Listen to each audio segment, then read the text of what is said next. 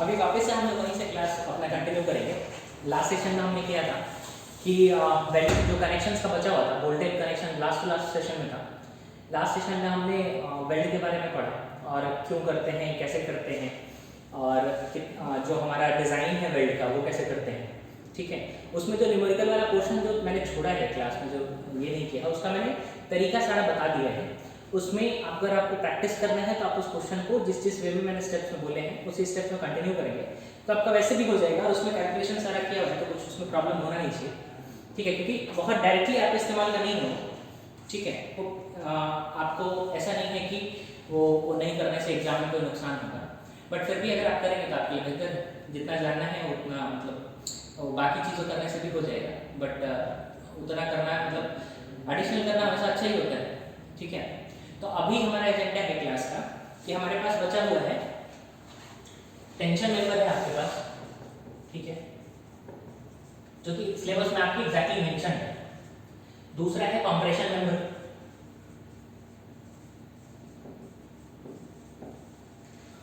और तीसरा है आपका डिजाइन ऑफ बीम्स, और फोर्थ है आपके पास ट्रस से रिलेटेड चीज है। ठीक है, तो मैंने क्या बोला कि जो ट्रस वाले में है, ट्रस का मेंबर आइदर कंप्रेशन होगा या टेंशन होगा। ठीक है, तो इसमें एडिशनल कोई अलग से डिजाइन करने की हमारी जरूरत नहीं है। टेंशन मेंबर हो तो टेंशन की तरह डिजाइन कर लेंगे, कंप्रेशन मेंबर हो कंप्रेशन की तरह डिजाइन कर लेंगे। तो ट्रस वाले में कोई इशू नहीं है, जो थ्योरेटिकल पोर्शन इसका है वो मैं करा दूंगा। बाकी इसमें आपको इसी का इस्तेमाल करना है, इससे आपका काम हो जाएगा। ठीक है ना, इसमें एक ये होता है कि एनालिसिस करना, ट्रस का एनालिसिस डायरेक्टली सिलेबस में मेंशन नहीं है, बट हम लोग एक बार देख लेंगे कैसे होता है। ठीक है ना, एटलीस्ट आपको एक सेंस रहेगी कोई चीज कैसे हो रहा है। ठीक है ना, तो हम इससे शुरू करेंगे। ठीक है ना, और इन सारे का जो नोट्स है वो नोट्स ऑलमोस्ट रेडी है। ये आपको हैंड रिटन जो मैं लिख के देता हूँ वो आपको लिख के आपको 1-2 दिन में मिल जाएगा। ठीक है, तो हम टेंशन मेंबर से शुरू करते हैं। टेंशन मेंबर होता क्या है एक्चुअली में? ऐसा मेंबर जो टेंशन लेता हो। अरे बात समझ, ऐसा मेंबर जो टेंशन लेता हो। ठीक है,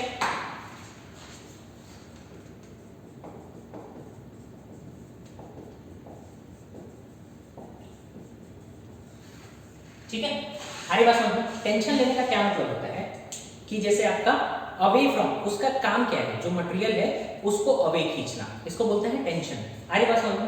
और जब भी इसके अपोजिट जब मटेरियल आपस में पास में आएंगे वो होता है कंप्रेशन। ठीक है ना, तो टेंशन मेंबर में सेम चीज हम करेंगे कि किसी मेंबर को अगर टेंशन मेंबर को डिजाइन करना है तो क्या करना होता है। डिजाइन में बेसिक फंडा क्या है कि आप उसके पे लग रहे सारे लोड को कैलकुलेट कर लो। हमारी बात समझ में, हमारी बात समझ में। दूसरा चीज क्या है कि उसका स्ट्रेंथ क्या है मटेरियल का, और आपको ये इंश्योर करना है कि जो आपने लोड कैलकुलेट किया हुआ है, मान लो पी लोड आता है, पी ऐसा नहीं है कि कोई फोर्स ही है। अरे बात समझ में, ये नेट रिजल्टेंट है सारे फोर्सेस का, ये हमेशा लेस देन इक्वल टू उसके स्ट्रेंथ होना चाहिए। अरे बात समझ में, क्लियर? तो ये किसी भी डिजाइन में हर जगह पर हम यही कर रहे होते हैं कि जो उस पर लोडिंग लग रही है that should be lesser than the strength of that material. ठीक है ना, आपने आरसीसी में भी यही किया हुआ है। बाकी जगह जहां भी आप डिजाइन में जाएंगे, जो भी मटेरियल का डिजाइन करेंगे, कोई कंपोजिट मटेरियल डिजाइन कर रहा है, जैसे आरसीसी एक कंपोजिट मटेरियल है, स्टील आपका कंपोजिट मटेरियल नहीं है, एक होमोजेनस मटेरियल है। तो जैसे डिफरेंट डिफरेंट मटेरियल है, पॉलीमर है या बाकी सारी चीजें हैं, वो सब में भी यही होता है कि जो लोडिंग आपकी लग रही है that should be less then और इक्वल टू आपका जो उसका स्ट्रेंथ मटेरियल का। ठीक है ना, इस वजह से आप देखते हो कि मटेरियल फील्ड में बहुत सारे रिसर्च होता है, अरे बात समझ में, ताकि वो पर्टिकुलर स्ट्रेंथ आप जो बेटर स्ट्रेंथ का मटेरियल आपके पास हो सके, ताकि आपका क्या होगा कि आपका अगर बेटर स्ट्रेंथ का मटेरियल है तो आप लोडिंग बहुत ज्यादा कर सकते हो। चार ये माले की बिल्डिंग बनाओ, उसकी जगह 18 माले की बिल्डिंग बना सकते हो। अरे बात समझो, तो पूरा लॉजिक यही है कि आपका हायर स्ट्रेंथ का अगर मटेरियल है तो आप उस पर लोडिंग 1% कर सकते हैं। दूसरा ये हो सकता है कि सेम लोडिंग के लिए आपके लिए मटेरियल का स्ट्रेंथ कम चाहिए होगा। ठीक है ना, मतलब लेसर मटेरियल चाहिए होगा, तो लेसर मटेरियल जैसे ही मटेरियल कम होएगा आपका कॉस्ट की सेविंग होती है।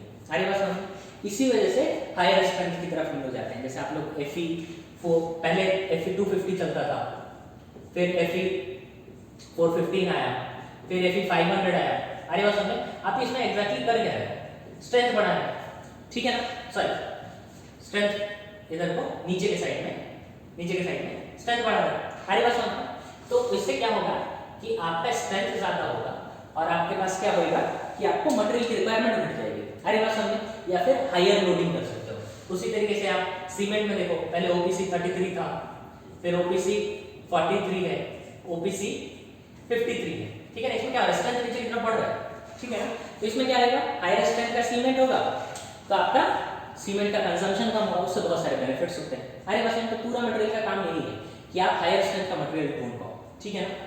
तो टेंशन में भी यही है, टेंशन मेंबर में, कि आपको इंश्योर करना है कि उसमें जो लग रहा लोड है, टेंशन लोड है, वो हमेशा उसके स्ट्रेंथ से कम हो। तो मान लो किसी कोई मेंबर है, ठीक है, ये कोई एक मेंबर है और इसको आप यहां से पुल कर रहे हो, ठीक है, और यहाँ पे मान लो ये जॉइंटेड है। जॉइंट का क्या सेंस है कि इसको ट्रांसलेट नहीं कर देगा, ट्रांसलेट नहीं करेगा तभी तो इसके अंदर स्ट्रेस डेवलप होंगे, ठीक है। तो इसको ऐसे भी दिखाया जा सकता है कि इधर से इसको दीवार पकड़े हुए है पी से, आएगा समझ। अब ये स्ट्रेस में चला जाएगा, क्लियर। तो आपको ये इंश्योर करना है टी की जगह टी लिख लो, ठीक है ना, टी टेंशन के लिए टी एब्रिविएशन, टेंशन लग रहा है, आएगा समझ। तो ये जो टी है, ये T shall be less than equal to T design. आई बात समझ में? क्या होना चाहिए, टी डिजाइन से कम होना चाहिए, ठीक है। अरे बात समझ में? तो टी डिजाइन अब आपको ये करना है कि ये लोडिंग तो आप कैलकुलेट कर लोगे। अरे बात समझ में? आपको पता चल गया कि ये इस पर फोर्सेस लग रहे हैं जिसकी वजह से इतना टेंशन क्रिएट हो रहा है। अरे बात समझ में? अब आपको स्ट्रेंथ निकालना है इस मटेरियल का। अरे बात समझ में? क्लियर। तो स्ट्रेंथ निकालना है, तो ये स्ट्रेंथ किसी भी टेंशन मेंबर का तो तीन फैक्टर्स पे डिपेंड करता है। मतलब ये जो मटेरियल है वो तीन तरीके से फेल हो सकता है। जैसे आपने बोल्ट में पढ़ा था कि बोल्ट आपका शेयरिंग में फेल हो सकता है, या बियरिंग में फेल हो सकता है, या टेंशन में फेल हो सकता है। अरे बात समझ। उसी तरह से कोई एक नॉर्मल टेंशन मेंबर है, उसके भी अपने फेलियर के लिए क्राइटेरिया है। अरे बात समझ, फेलियर के फॉर्म्स हैं। वो फेलियर फॉर्म में जिसमें सबसे मिनिमम स्ट्रेंथ आ रहा होगा वही उसका स्ट्रेंथ हो जाएगा, क्योंकि बाकी सारे में अगर एक लोअर वैल्यू के लिए फेल हो गया तो बाकी हायर वैल्यू के लिए ऐसे ही फेल हो जाएगा। अरे बात समझ। तो इसमें भी तीन फैक्टर्स होते हैं, तीन फॉर्म्स होते हैं फेलियर के। उन फॉर्म को आपको इंश्योर करना है, उनमें से आपको मिनिमम कैलकुलेट करना होता है। जो मिनिमम वैल्यू होती है वही उसका डिजाइन का वैल्यू हो जाता है। अरे बात समझ में? क्लियर। तो तीन फेलियर हैं क्या एक्चुअली, तो इसमें कुछ नया नहीं है, ठीक है ना। इसमें से सब कुछ पहले जैसा है, आप देखेंगे तो आपको समझ में आएगा ये ऑलरेडी हमने पढ़ रखा है, ठीक है। तो तीन आपके फेलियर्स हैं जो इसमें है। जैसे हमने क्या लिखा कि T shall be less than equal to TD, ठीक है ना। एंड टीडी किस चीज पर डिपेंड करता है, वो होता है मिनिमम ऑफ थ्री वैल्यूज, ठीक है ना। थ्री वैल्यूज क्या है, थ्री टाइप के फेलियर्स हैं, ठीक है ना। वैल्यू जो है एक एक फेलियर को रिप्रेजेंट करता है। इसमें फेल कर गया, या ऐसे टाइप से फेल हो गया, या ऐसे टाइप से फेल हो गया। अरे बात समझ। उसके लिए हर जगह अलग अलग वैल्यू आएगा, स्ट्रेंथ का वैल्यू आएगा, उसमें जो मिनिमम होगा वही हम कह देंगे भाई वो डिजाइन स्ट्रेंथ है उसका, ठीक है ना। और आपका जो लोडिंग लग रहा है डिजाइन स्ट्रेंथ से कम होना चाहिए। अरे बात समझ। तो पहला इसमें फेलियर होता है, इसको बोलते हैं ग्रॉस यील्डिंग। क्या बोलते हैं, ये शब्द आपने पहले भी सुना होगा, ग्रॉस यील्डिंग, ठीक है ना। दूसरा फेलियर होता है rupture at critical section, rupture at critical section. और तीसरा होता है आपका block shear failure, block shear failure, ठीक है ना। जब हम डिजाइन करते थे जॉइंट्स तो उसमें क्या करते थे, हम ये दोनों चेक किया करते थे हर बार। आगे बात समझ। क्या करते थे, हम ये दोनों चेक किया करते थे और इसी के बेसिस पे हम स्ट्रेंथ ऑफ प्लेट बताया करते थे। आगे बात समझ। इसमें कुछ भी बदलेगा नहीं, सब चीज सेम है। आगे बात समझ में? क्लियर। तो उसमें भी ब्लॉक शेयर फेलियर चेक करेंगे, रप्चर के लिए चेक करेंगे। एक नया है यहाँ पे ग्रॉस यील्डिंग। अरे बात, ये भी आपने ऑलरेडी चेक किया जब हमने एफिशिएंसी वाला सवाल किया था, ठीक है ना। इसमें क्या होता है, इसमें एक बार वापस से रिवाइज कर लेंगे तो आपको क्लैरिटी आ जाएगी क्या कैसे है। तो मान लो ये एक बॉडी है और यहाँ पे टेंशन लग रहा है कि दोनों साइड से, ठीक है। तो क्या मैंने बोला कि आप इसमें टेंशन धीरे धीरे धीरे धीरे धीरे बढ़ाते चले जाओ। एक टाइम ऐसा आएगा जब ये अपने ईल्ड स्टेट पे पहुंच जाएगा या ईल्ड लेवल पे पहुंच जाएगा इसका स्ट्रेस। आगे बात समझ। जैसे ही ईल्ड लेवल पे पहुंच जाएगा उसके बाद क्या हो जाता है, वो प्लास्टिक स्टेट में चला जाता है। प्लास्टिक स्टेट में जाने का क्या सेंस है कि आपका बहुत स्मॉलर चेंज इन स्ट्रेस, आपका स्ट्रेन का वैल्यू बहुत ज्यादा चेंज होता है, ठीक है ना। आप जो आरसीसी वाला बार होता है उसमें आपको याद होगा ऐसे करके ईल्ड होता था, ये वाला ईल्ड खत्म होने के बाद ये प्लास्टिक स्टील आता था, ठीक है ना।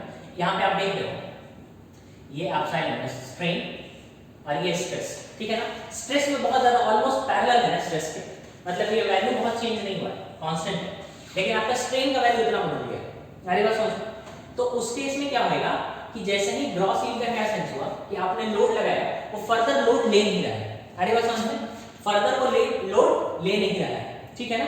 बहुत ज्यादा एक्सेसिव डिफ्लेक्शन हो जा रहा है, क्लियर। तो एक्सेसिव डिफ्लेक्शन वैसे भी हमारे लिए प्रॉब्लमेटिक है, ठीक है ना। अब कई बार समझाया है कि अगर हमारा जो लिमिट स्टेट है उसमें सर्विसिबिलिटी एक क्राइटेरिया होता है, अगर बहुत एक्सेसिव डिफ्लेक्शन हो जाएगा तो ऐसे झूल जाएगा ये।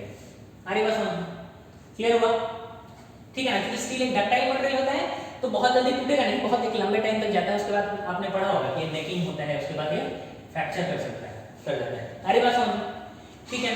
तो वो ईल्ड लेवल तक हम ये मान सकते हैं कि सेक्शन अगर मेरा ईल्ड कर गया है तो अब वो फर्दर लोड तो ले नहीं रहा है, ठीक है ना। ये एक्चुअली में दिखा क्या रहा है, स्ट्रेस क्या दिखा रहा है, आप बाहर से लेते हो और क्या होता है कंटिन्यूअस इक्विलिब्रियम बना रहता है। आप बाहर से उस मटेरियल को खींच रहे होते हो और मटेरियल अंदर में उसको साइमल्टेनियसली खींच रहा होता है। अरे बात समझ, एक समय ऐसा आता है कि मटेरियल के पास पावर नहीं है उसको खींचने का, तब स्ट्रेस दबाव फटाक से चेंज हो जाएगा, क्लियर। तो इस वाले केस में क्या होगा कि वो फर्दर अब लोड ले नहीं रहे, तो हम उसको बोलेंगे भाई हमारा ये फेलियर हो गया। तो पहला फेलियर का क्राइटेरिया क्या होगा कि gross yielding. Gross yielding means कि पूरा का पूरा सेक्शन फेल कर जाएगा।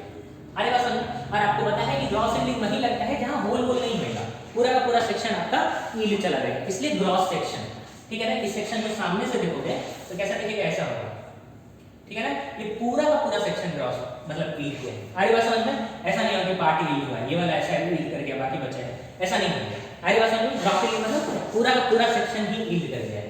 अरे बात समझ में, क्लियर। ऐसे नॉर्मली क्या होता है जैसे बोल्टिंग वर्क हो गया, ठीक है ना, तो ग्रॉस सेक्शन नहीं है। अरे बात समझ, और वैसे भी मैं आपको बताया कि बोल्टिंग में फेलियर कब माना जाता है, जब उसका टूट जाता है। अरे बात समझ, क्लियर। तो पहला क्राइटेरिया क्या आता है कि ग्रॉस यील्डिंग हुआ, ठीक है ना। दूसरा क्राइटेरिया क्या है आपका कि रप्चर हो गया हो क्रिटिकल सेक्शन में, ठीक है ना। क्या रप्चर हो गया होगा, तो ऐसे देखिए, ऐसे कोई सेक्शन होगा, ठीक है ना। यहाँ पे मान लो आपने बोल्टिंग कर रखी है,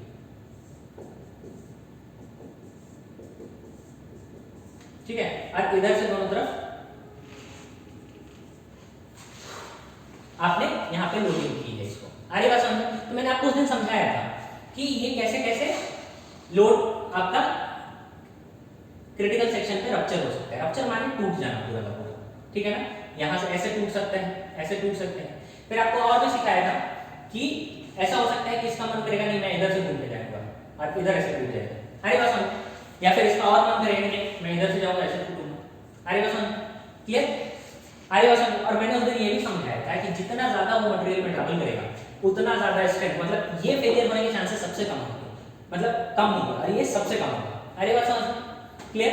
तो ये वाला चीज का आपको ध्यान रखना है। Critical rupture, critical section means आपको वो सेक्शन ढूंढना है जहां पे एरिया नेट एरिया जिसको एन से रिप्रेजेंट करते हैं। एन मतलब क्या हुआ कि ये एरिया जो मेटल का एरिया बचता है, ये एरिया कहां पे कितना है, ठीक है ना। जहां पे मिनिमम होगा वो एरिया आपका, वही एरिया आपका क्रिटिकल सेक्शन हो जाएगा, और वहीं पे टूटने के चांसेस है। टूटने का चांस क्या मतलब ये अलग हो जाएगा और ये अलग हो जाएगा। अरे बात समझ, सेग्रीगेट कर जाएगा, ये पोर्शन पीछे छूट जाएगा, ये पोर्शन इधर ट्रांसलेट कर जाएगा। अरे बात समझ, इसको बोलेंगे रप्चर एंड क्रिटिकल सेक्शन। तीसरा क्या होता है ब्लॉक शेयर फेलियर। उसमें भी आपको उस दिन पहले भी बता रखा है कि ब्लॉक शेयर फेलियर क्या होता है। ब्लॉक शेयर फेलियर क्या होता है, उसमें क्या होता है कि जैसे मान लो आपने बोल्टिंग कर रखी है, जैसे मान लीजिए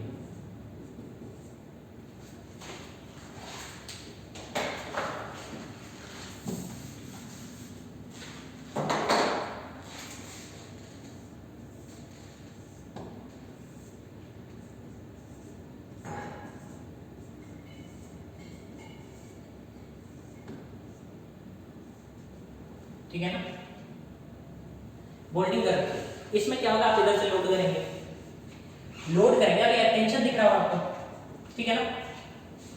तो टेंशन में क्या होगा, मैंने आपको क्या बताया था कि एक चीज ये हो सकता है कि आपका जो है इधर का जो लोड है, ठीक है ना, सामने वाले का, इसको फुल कर लीजिए क्योंकि उल्टे पे दिखेगा आपको। यहाँ सामने से देखने के लिए ये वाला ऐसे होगा, ठीक है ना। इस केस में क्या होगा आपका कि आपने अगर इस पे लोडिंग कर रखी है, ठीक है ना, तो आपका क्या होगा, इधर से अगर ये वाला लोडिंग है, ये खींच रहे हो आप, तो आपका ऐसे ये खुल जाएगा ये पूरा पोर्शन, ठीक है ना। ये डॉटेड माने वो पीछे है, ठीक है ना, सामने मेटल है, तो क्या करेगा, आप लोडिंग करेंगे तो ये वाला पोर्शन आपका बाहर निकल गया है, ठीक है, ये निकल के आ जाएगा, ये यहीं पर रहेगा। इसको क्या बोलते हैं, ब्लॉक शेयर फेलियर। अरे बात समझ क्लियर। एक बार वापस से सबका फॉर्मूला देख लेते हैं क्या कैसे होता है, उसके बाद एक न्यूमेरिकल कर लेंगे, उसके बाद ये हमारा टेंशन मेंबर में इतना ही डिजाइन है, ठीक है ना। अगर आपको कभी टेंशन मेंबर का डिजाइन आएगा तो पहला पोर्शन आपको ये करना होगा, उसके बाद मान लीजिए बोलते हैं कनेक्शन डिजाइन, तो पीछे जो हमने कनेक्शन बोल्टिंग का डिजाइन किया वो वाला कर देंगे आगे। अरे बात समझ क्लियर। हालांकि इतना लंबा लेंथी क्वेश्चन वो देगा नहीं, क्योंकि वो एक क्वेश्चन में 30 मिनट 35 मिनट ऐसे लगेगा, ठीक है ना। तो आपको क्या है कि बेसिक सारा चीज आपको दिमाग में रखना चाहिए। वो सीधा बोलेगा कि टेंशन मेंबर का डिजाइन बताओ, तो उसमें क्या करेंगे, ये तीनों से निकालेंगे वैल्यू और सबसे मिनिमम जो होगा, ये इटसेल्फ बहुत बड़ा है क्वेश्चन, ये तीन का हम निकालने जाएंगे, काफी लंबा प्रोसेस है, और उसमें से एक का निकाल के जो मिनिमम वैल्यू होगा वो हम कोट कर सकते हैं। आरी बात समझ। आपने कनेक्शन के टाइम में देखा होगा कि कैलकुलेशन कितने लंबे हैं। आरी बात समझ। तो ग्रॉस एंगल वाले का देखते हैं, सारे का देखते हैं क्या कैसे होते हैं, ठीक है ना। ठीक है, तो हमारा मीटर क्या है कि जो आपका फोर्स लगना चाहिए T shall be less than equal to TD, ठीक है ना। और TD क्या है, मिनिमम ऑफ 3 वैल्यू। सबका डिनोमिनेशन मैं लिख दूंगा बाद में, जैसे जैसे एक एक को डील करता चला जाऊंगा। तो सबसे पहला है gross yielding of the section,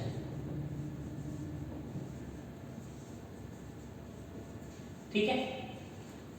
gross yielding का मतलब आपने समझ लिया, ठीक है ना। तो ग्रॉस यील्डिंग में क्या होगा, यील्ड में इसका क्या होता है, इसको रिप्रेजेंट करने का तरीका होता है TDG, ठीक है ना। टेंशन T से टेंशन, D से डिजाइन, G से ग्रॉस यील्डिंग। आगे बात समझ। This shall be equal to AG माने gross section into FY divided by gamma m0। आगे बात समझ, ठीक है, गामा m0। और इसमें आपको हमेशा ये याद रखना है कि जो डिनोमिनेशन में लिखता हूं वो एज इट इज ही लिखना है, कि कोड में ऐसा लिखा हुआ है, ठीक है ना। इसलिए मैं अपने नोट्स लिखता हूं कि ऊपर नीचे ऐसा नहीं है कि कुछ भी लिख देना है। अरे बात समझ, आपको जो नोट्स में लिखा है वही डिनोमिनेशंस आपको यूज करते हैं, ठीक है ना। तो AG क्या है, यहाँ पे AG is equal to gross area of the section, FY क्या है, yield strength of the section, और गामा m0 क्या है, factor of safety in yield, ठीक है ना। ये आपको वैल्यू पता है 1.1 होता है, ठीक है। आगे बात समझ, ठीक है। तो पहला क्या होगा, ग्रॉस यील्डिंग से आप ये स्ट्रेंथ निकालेंगे। जैसे मान लो आपको एक सर्कुलर ऐसे दिया हुआ है, इसका एरिया निकाल लेंगे। AG यहाँ पे क्या हो जाएगा, AG will be equal to π/4। अगर D डायमीटर है तो π/4 into D स्क्वायर लिख सकते हैं। आगे बात समझो। FY आपको नोन है, ठीक है ना, कि मान लो मटेरियल दिया हुआ था, इसका FY 250 MPa हो गया, ठीक है। उस हिसाब से गामा m0 वैल्यू आप TDG का वैल्यू निकाल सकते हैं।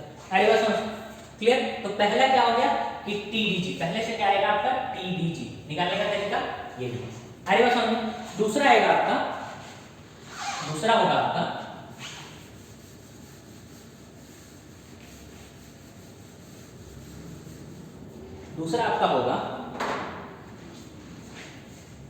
दूसरा होता है कि आपका रप्चर एट क्रिटिकल सेक्शन,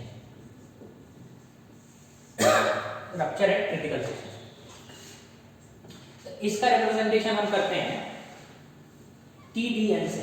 किससे करते हैं, TDN। N होता है नेट एरिया के लिए। अरे बात समझ, जैसे वहां ग्रॉस एरिया था, या नेट एरिया के लिए 0.9 FU into AN divided by gamma m1। अरे बात समझ। FU क्या होगा, ultimate strength of the plate, ठीक है। AN क्या होगा, नेट एरिया निकालना आपको पहले से पता है, ठीक है ना। उसमें नया कुछ नहीं है, सेम चीज सेम कॉन्सेप्ट, कुछ भी नया नहीं है। इनफैक्ट ये पूरा ही सेम है, कुछ भी नया नहीं करना है, ये नहीं पढ़ाने से भी चलता, बट एक बार कंटिन्यूटी आएगी इसलिए मैंने ये दोबारा किया। गामा m1 क्या होगा, क्योंकि रप्चर का केस है तो 1.25 होता है। आ रही बात समझ में? क्लियर? ठीक है ना?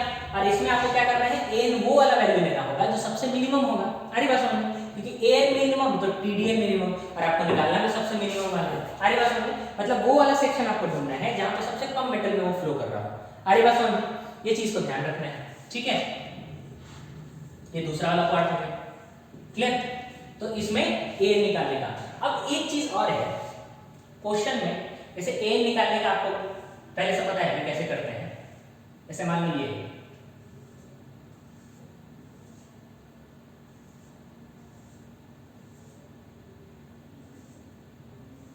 ठीक है, मान लो इधर से कहीं से लोडिंग चल रही है। आ रही बात समझ में? टी इधर से लोडिंग चल रही है। क्लियर? और लोडिंग अगर ये चल रही है तो ये डिस्टेंस को क्या बोल सकते हैं, पिच बोलेंगे क्या, या स्टैगर्ड पिच पीएस से दिखा देता हूं। ठीक है ना? ये भी स्टैगर्ड पिच होगा, पीएस से दिखा देता हूं। ये वाला जो चीज है ये क्या होगा, जी होगा क्या, मींस गेज डिस्टेंस, ये भी जी होगा। ठीक है ना? ये भी जी होगा, ठीक है, और ये भी जी होगा। क्लियर? ये आपका एज डिस्टेंस हो जाएगा यहां से नीचे तक का, ई नॉट से शो करते हैं, ये एज डिस्टेंस होगा नीचे तक। आई बात समझ? क्लियर? तो इस केस के लिए आपको क्या हो सकता है कि फेलियर कैसे कैसे हो सकता है। फेलियर एक तो ऐसा हो सकता है कि यहां से शुरू हो, यहां जाए और यहां से फेल हो जाए।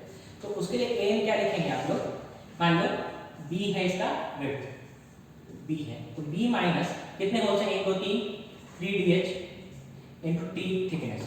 तो पहला इसको मैं 1 1 पाथ 1 मान लेता हूं, या फिर ऐसे मान लो ये 1 सबका नंबरिंग कर देते हैं, 1 2 3 4 5 6 7 8। ठीक है ना?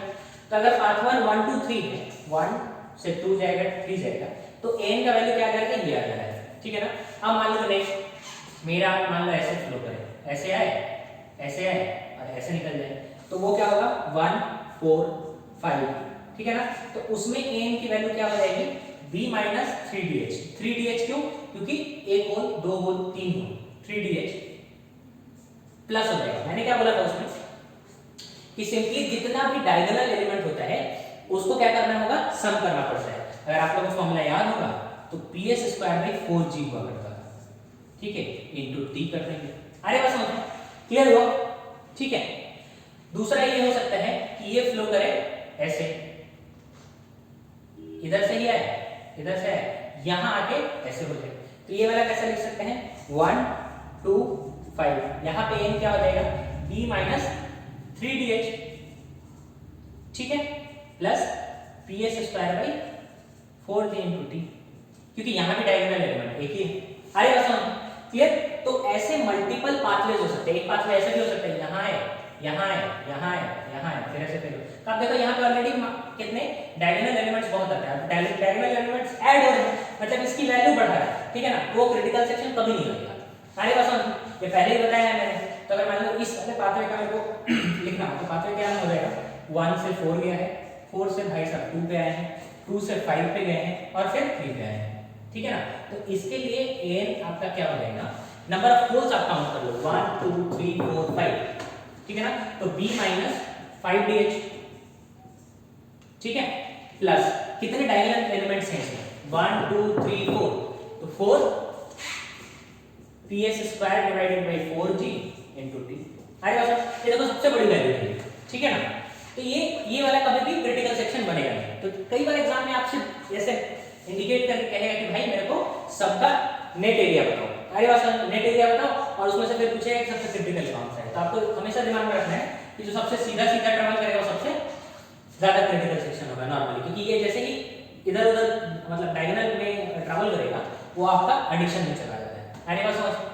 ठीक है, इस चीज को हमेशा दिमाग में रखना है। वो क्वेश्चन ये दे सकता है कि कौन सा पाथवे में सबसे क्रिटिकल हो रहा है। अरे बस समझ? क्लियर? इस चीज को दिमाग में रखना है एम के लिए। ठीक है ना? क्वेश्चन में, क्योंकि ये इंजीनियरिंग सर्विसेज में एक बार आया हुआ है। ठीक है ना? इसलिए मैंने आपको ये बता दिया कि अगर ऐसा भी क्वेश्चन आता है तो आप कैसे कर पाएंगे।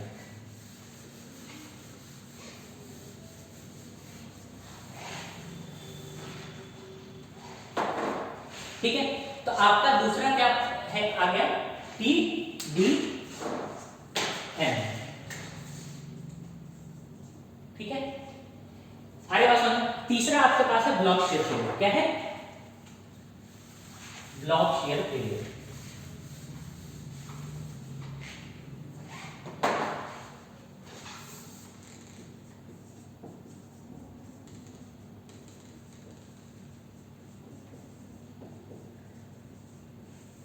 ठीक है ना, ब्लॉक शेयर फेलियर को आपको याद होगा कैसे दिखाते थे, T D B, D design, B for block shear. ठीक है ना, तो यहां पर हम वापस डाल देंगे टी डी बी। ठीक है ना, इसमें आपको याद होगा कि मैंने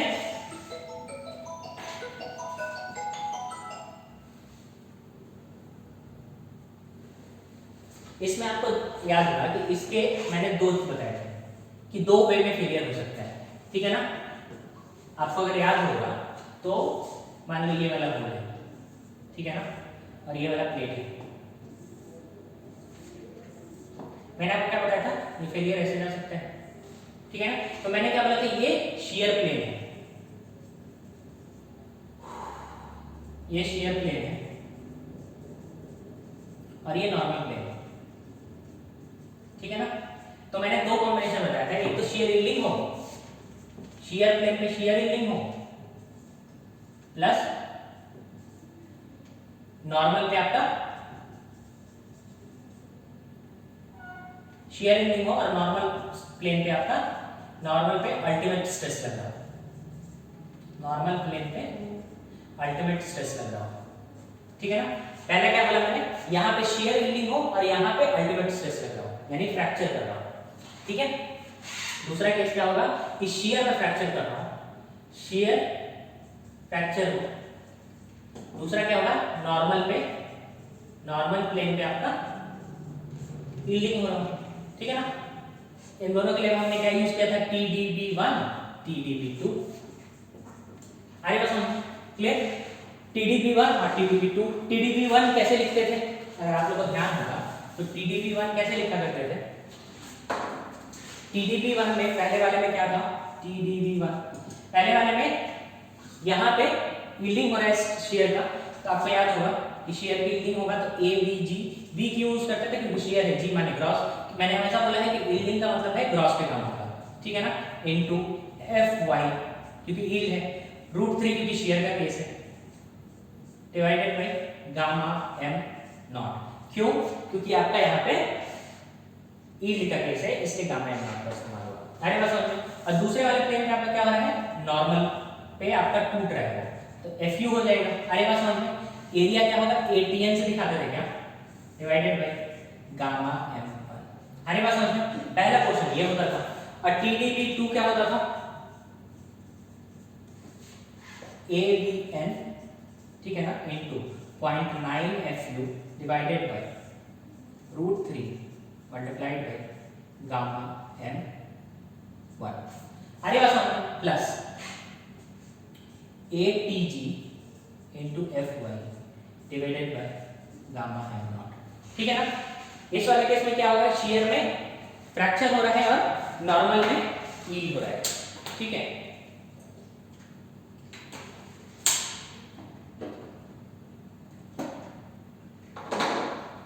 आगे बात समझो, नॉर्मल में यील्ड हो रहा है, तो अब क्या करेंगे, इन दोनों में से जो मिनिमम वैल्यू होता है, मिनिमम वैल्यू होता है उसको हम क्या रिपोर्ट करते हैं, TDB। इनमें से जो मिनिमम होगा वो हमारा TDB हो जाएगा। ठीक है ना, और इस TDB को यहाँ पुट कर देंगे और इनमें से जो सबसे मिनिमम होगा वो TD हो जाएगा। आगे बात समझो, क्लियर, आगे बात समझो, और TDB आपको, TD जो होना चाहिए आपका T से कम होना चाहिए। आगे बात समझो, इस पे एक न्यूमेरिकल मैंने आपकी कॉपी में लिख रखा है, उसको एक बार कर लीजिएगा तो आपको थोड़ा और क्लियर हो जाएगा कि क्या कैसे हो रहा है। ठीक है, तो उसका क्वेश्चन मैं नहीं लिखूंगा, आप उसका क्वेश्चन देख लीजिएगा। ठीक है, मैं उसका सॉल्यूशन एक बार करके दिखा देता हूं कैसे क्या होते हैं। ठीक है, तो आपको क्लैरिटी आ जाएगी कि क्या हो रहा है। क्लियर, और ये चीज आपको हमेशा याद रखना है कि ये ट्रस्ट वगैरह में भी यही काम आएगा। ठीक है,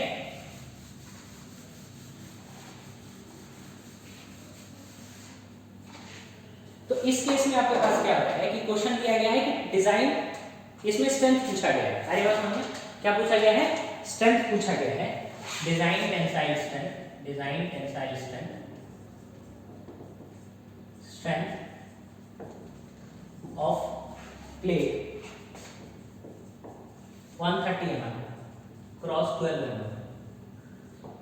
ठीक है ना, डिजाइन करना है, डिजाइन टेंसाइल स्ट्रेंथ निकालना है इस प्लेट का। और इसमें क्या है, जो बोल्ट डाया ऑफ बोल्ट है वो कितना है? 16 mm। अरे बात सुन, डाया ऑफ बोल्ट 16 mm और स्टील FU जो दिया हुआ है 410 MPa दिया हुआ है, और बाकी नीचे डायग्राम दिया हुआ है, वो चीज को हम लोग लिख लेंगे और उसके बाद सॉल्व कर लेंगे। अरे बात समझे, बहुत ही आसान सवाल है। ठीक है,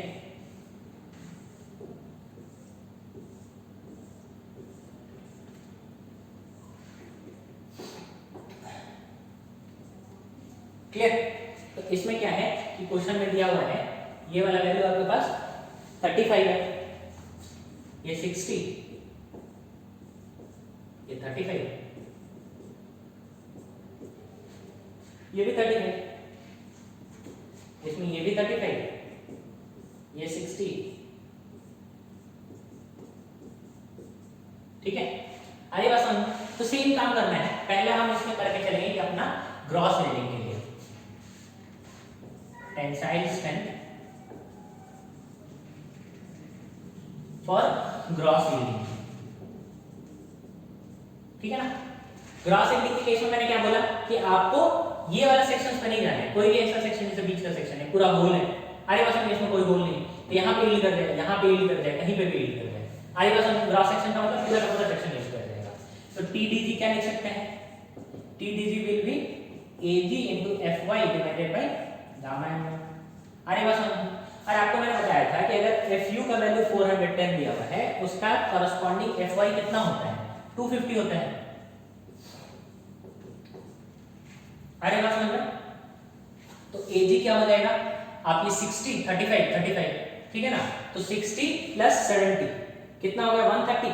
130 का प्लेट है, क्वेश्चन में वैसे भी दिया हुआ है, इनटू 12। ठीक है ना, ये क्या हो जाएगा? AG हो जाएगा divided by multiplied by FY। आपको क्वेश्चन में नहीं दिया है, आपने FU दिया है, उससे FY निकाला है डिवाइडेड बाय 1.1। इन सबको 1000 से डिवाइड कर लेंगे तो आपका किलोमीटर में आ जाएगा। अरे बात समझो, ये वैल्यू आपका आ रहा है 354.55 किलोमीटर। ठीक है ना, अरे बात समझो, तो हमारा TDG कितना निकल के आया है?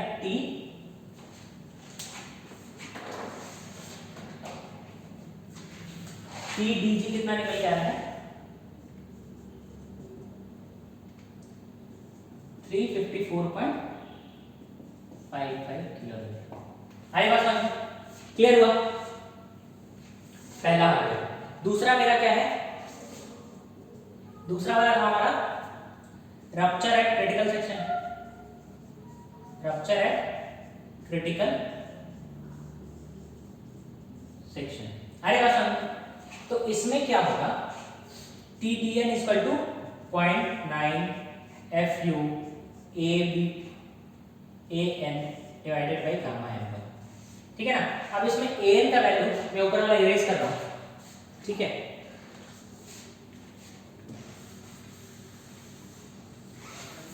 इसमें AN का वैल्यू कितना होगा? ठीक है, बाकी सब तुम लोगों ने AN निकालना है, तो AN क्या लिख सकते हैं? B minus 2DH into T लिख सकते हैं, क्योंकि इधर जिगजैग वाला सीन ही नहीं है, क्योंकि स्टाइगर्ड है नहीं कि इधर उधर मूव करेगा। आगे बात समझ। तो इसमें क्या हो जाएगा? B minus 2DH into T। अब यहाँ पे DH निकालना है, क्योंकि D दिया हुआ है, D 16 mm दिया हुआ है, तो DH क्या हो जाएगा? 18 हो जाएगा क्या? क्योंकि 2 ऐड हो जाता है 2 mm। ठीक है ना, आगे बात समझ। तो B आपके पास 130 है माइनस 2DH हो जाएगा, 2DH हो जाएगा, 2DH माने 2 इंटू 18 इंटू T। अरे बात समझ, T आपके पास क्वेश्चन में दिया हुआ है, कितना mm का प्लेट है? 12 mm का, यहाँ पे 12 लिख लीजिए। अरे बात समझ, क्लियर हुआ? ये वैल्यू निकालिए। ठीक है ना, ये वैल्यू निकालेंगे तो आपके पास आता है 1128 kilo Newton, sorry MM square. आगे बात समझ क्लियर। अब ए चीज हम निकालने के बाद हमारे को क्या करना है, इस वैल्यू में पुट करना है इस फॉर्मूले में। ये फॉर्मूले में पुट करेंगे तो हमारा वैल्यू क्या आएगी, आपको साइमल्टेनियसली कैलकुलेट करना है, ठीक है। तो इसको अगर मैं वापस से पुट करूंगा टीडीएन में 0.9 एफयू क्वेश्चन में दिया हुआ है 410 इनटू 1128, क्योंकि एन लिखना था डिवाइडेड बाय 1.25, सबको डिवाइड कर देंगे 1000 से, तो आपका क्या वैल्यू आएगा, आप लोग कैलकुलेट कीजिए। तो वैल्यू आता है इसका 332.99 किलोमीटर। हमारे पास हमारे पास दूसरा भी आ गया, दूसरा क्या आ गया, टीडीएन आ गया, वो है हमारे पास 332.99, ये इससे कम हो गया, ठीक है ना। तो इसके चांसेस है कि हो सकता है ये अब आपका टीडी बन जाए। हमारी बात समझे, लेकिन हमारे पास एक और बचा हुआ है। हमारी बात समझे, हमारे पास अभी एक और बचा हुआ है, ठीक है ना। हमने दो पोर्शन निकाल लिए हैं अभी, हमारे जो हमने अभी तक कैलकुलेट किया उसमें जो रप्चर एट क्रिटिकल सेक्शन है एक लोअर वैल्यू दे रहे हैं, मतलब हो सकता है ये वैल्यू हो जाए, ठीक है ना, डिजाइन स्ट्रेंथ ऑफ प्लेट का। लेकिन हमारे पास अभी करना बाकी है, उसको एक बार करते हैं। नॉर्मली देखेंगे आप ये वाला वैल्यू काफी हाईयर होता है, ठीक है ना, क्योंकि बोल्ट में आपको पहले बताया है कि बोल्ट जहां पे होता है वो लेसर स्ट्रेंथ का हो जाता है, ठीक है ना। अब हमारे को थर्ड क्राइटेरिया मेरे पास क्या है, ब्लॉक शेयर फेलियर के लिए, ब्लॉक शेयर फेलियर। तो इसमें दो बार करना पड़ता है, तो TDB1 लिखेंगे तो AVG into FY divided bye √3 into gamma m0 plus 0.9 FUATN divided by gamma m1, ठीक है ना। अब क्या करेंगे हम, एक बार मैंने क्या हम लोग करते थे कि हम लोग सारे का वैल्यू निकाल लेते थे, AVG ABN ATG और ATN, ठीक है ना, सबका वैल्यू कैलकुलेट कर लेंगे। इसके लिए हमारा डायग्राम का हेल्प चाहिए। AVG क्या हुआ करता था कि पूरा का पूरा शेयर क्या था, शेयर का प्लेन कौन सा, ये है क्या, शेयर का प्लेन ये है, तो इसके अलावा का एरिया निकाल लेना है। तो आप देखो कितना एरिया होगा, यहां सेंटर टू सेंटर 35 प्लस यहां का सेंटर 60, तो कितना हुआ 95। आरे पास तो AVG क्या हो जाएगा 95 इनटू थिकनेस क्या है 12, और चूंकि दो शेयर प्लेन है तो 2 से मल्टीप्लाई कर देंगे। आरे पास क्लियर। अब AVN क्या होगा, AVN क्या होगा, AVG में से आपको माइनस करना पड़ेगा जो आपका कटिंग करके निकल जा रहा है मटेरियल, ठीक है ना। तो इसमें कितना कटिंग करके निकल रहा है, यहाँ 1 DH निकल रहा है, यहाँ हाफ DH निकल रहा है, तो उतना माइनस कर देंगे। तो 95 में से माइनस कर देंगे 1.5 DH, DH की वैल्यू 18 है, ठीक है ना, इनटू 2 कर देंगे। 2 क्यों कर रहे हैं, क्योंकि हमारे पास दो शेयर प्लेन है, ठीक है ना। ATG क्या होगा, ATG होता है आपका ये वाला, अरे बात सुन ग्रॉस, तो ATG आपके पास कितना आ रहा है 60, अरे बात सुन 60 into 12, क्लियर। अरे बात सुन, और ATN क्या हो जाएगा 60 में से हाफ DH इसका, ऊपर वाले होल का और हाफ DH इसका आप माइनस कर देंगे, तो 1 DH माइनस कर देंगे, 1 DH 18 के बराबर है, तो उसको माइनस कर देंगे इनटू थिकनेस से मल्टीप्लाई कर देंगे। अरे बात समझ, यहां भी थिकनेस से मल्टीप्लाई करना है। अरे बात समझ, 2 मल्टीप्लाई कर दिया था, थिकनेस से मल्टीप्लाई करना है। अरे बात समझ, तो ये सारे का वैल्यूज एक बार आप कैलकुलेट कीजिएगा, पता चल जाएगा, ठीक है ना। तो अगर इस वाले का आप देखोगे तो इस वाले का वैल्यू आता है 2280 mm², ठीक है ना। इस वाले का वैल्यू देखेंगे 1632 mm², इस वाले का वैल्यू आएगा 720 mm² और 504 mm²।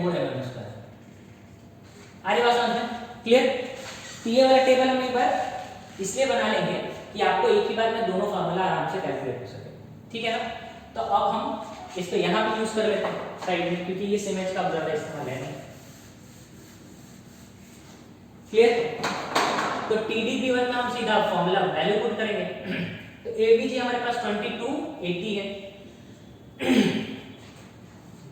Multiplied by 250 divided by √3 into 1.1 plus 0.9 into 410 multiplied by ATN की वैल्यू कितनी है 504 डिवाइडेड बाय गामा m1 1.25, ठीक है ना। इसको कैलकुलेट करेंगे, इसको सबको 1000 से डिवाइड कर देंगे तो किलो न्यूटन में निकल के आएगा। आएगा समझ।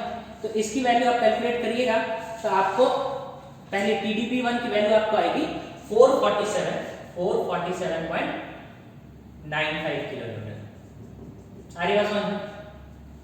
ठीक है ना, क्लियर। उसी तरीके से TDB2 करेंगे हम, TDB2, ठीक है ना। इसमें क्या हो जाता है, ये AVN हो जाएगा into 0.9 into FU divided by √3। √3 हमेशा याद रखिएगा, शेयर के केस में √3 करते हैं डिवाइड, ठीक है ना। गामा M1 प्लस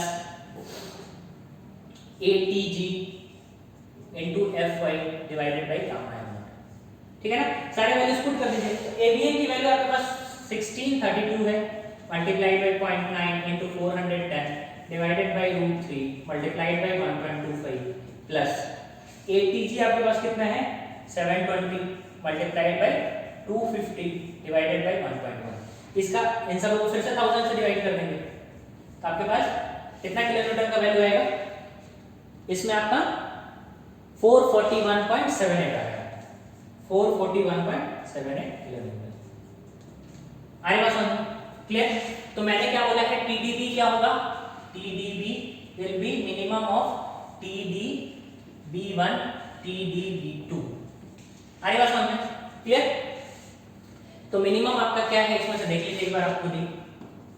तो TDB1 आपका 447.95 है और दूसरा वाला क्या है 441.78, ठीक है ना। तो मिनिमम आपको दिख रहा है ये वाली वैल्यू। तो TDB क्या हो जाएगा आपका, TDB will be equal to 441.78। आ रही बात समझ, क्लियर। अब मेरे को TD लिखना है, अगर TD लिखना है डिजाइन टेंसाइल स्ट्रेंथ लिखना है,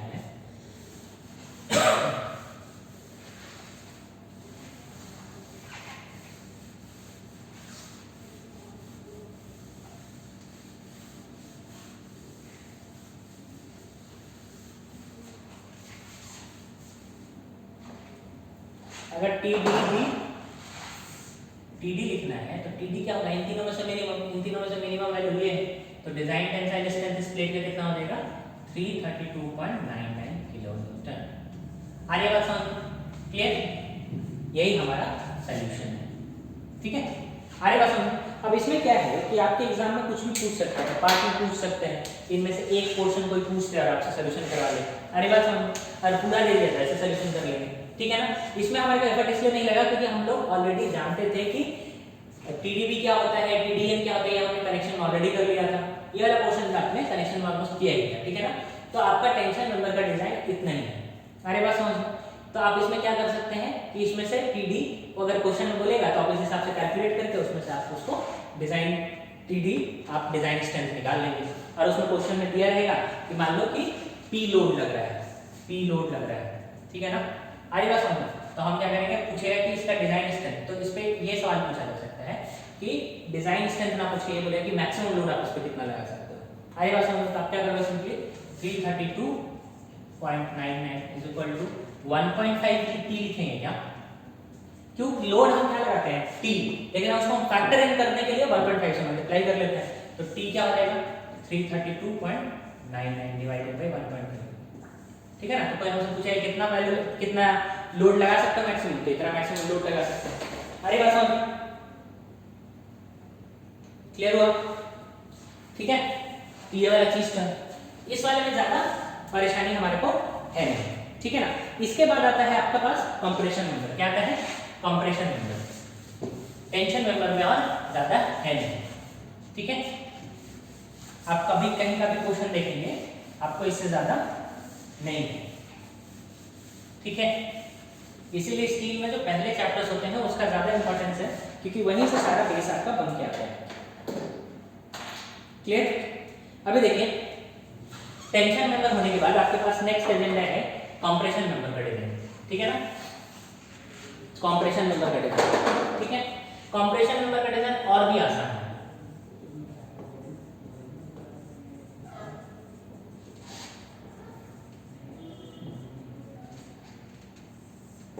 ठीक है ना। कंप्रेशन मेंबर का डिजाइन आपने अभी तक कंप्रेशन मेंबर 3 जगह पढ़ा होगा। एक जगह पढ़ा होगा सोम में, दूसरी बार आपने पढ़ा होगा कंक्रीट में, और तीसरा बार आप पढ़ेंगे स्टील के अंदर, क्योंकि हर जगह कंप्रेशन मेंबर डिजाइन करना है, ठीक है ना। अरे बात समझ, तो तीसरी जगह आप कहाँ पढ़ेंगे, स्टील के अंदर में।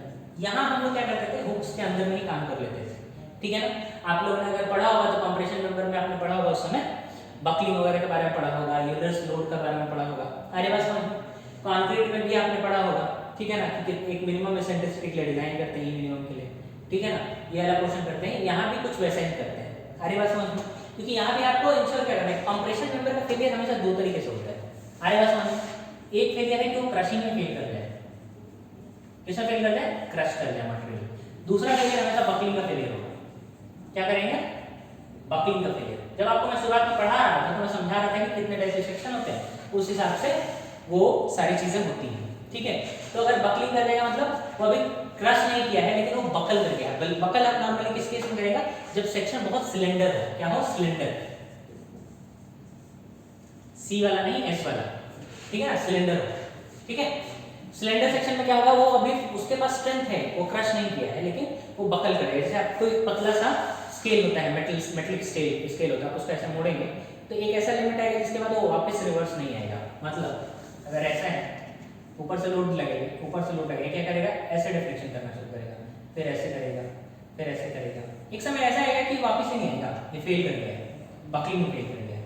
अरे बात समझ, ठीक है ना, ये वाला चीज का क्लियर। तो उस केस में क्या होता है, तो पहले हमारे को ये समझने की जरूरत है कि कैसे इसका एनालिसिस किया जाता है, कैसे हम ये डिसाइड करते हैं कि बकल करेगा, क्रशिंग करेगा, कैसे क्या करेगा, क्या पैरामीटर्स होते हैं जिससे ये डिसाइड होता है, ठीक है ना, कि कंप्रेशन मेंबर मेरा कैसा बिहेव करेगा, उसका स्ट्रेंथ क्या होगा। अरे बात समझ, तो इसमें ये वाली चीज के लिए क्योंकि स्टील के अंदर में आप जो करते हैं इसमें पूरा का पूरा कोडल प्रोविजन का ही इस्तेमाल होता है। अरे बात समझ, कोडल प्रोविजन का इस्तेमाल होता है, तो इसमें कोड ने टेबल्स बना के दिए हुए हैं। अरे बात समझ, कोड ने टेबल्स बना के दिए हुए हैं, क्लियर। तो उससे पहले हमारे को सीखना होगा कि इसमें टेबल जो बने हुए हैं वो टेबल के पैरामीटर्स के अंदर कैसे काम करते हैं। अरे बात समझ, तो उसमें पहला चीज होता है कि डिजाइन स्ट्रेंथ ऑफ क्रशिंग में, डिजाइन स्ट्रेंथ जो होता है कंप्रेशन मेंबर का, वो आप उसको लिखते हैं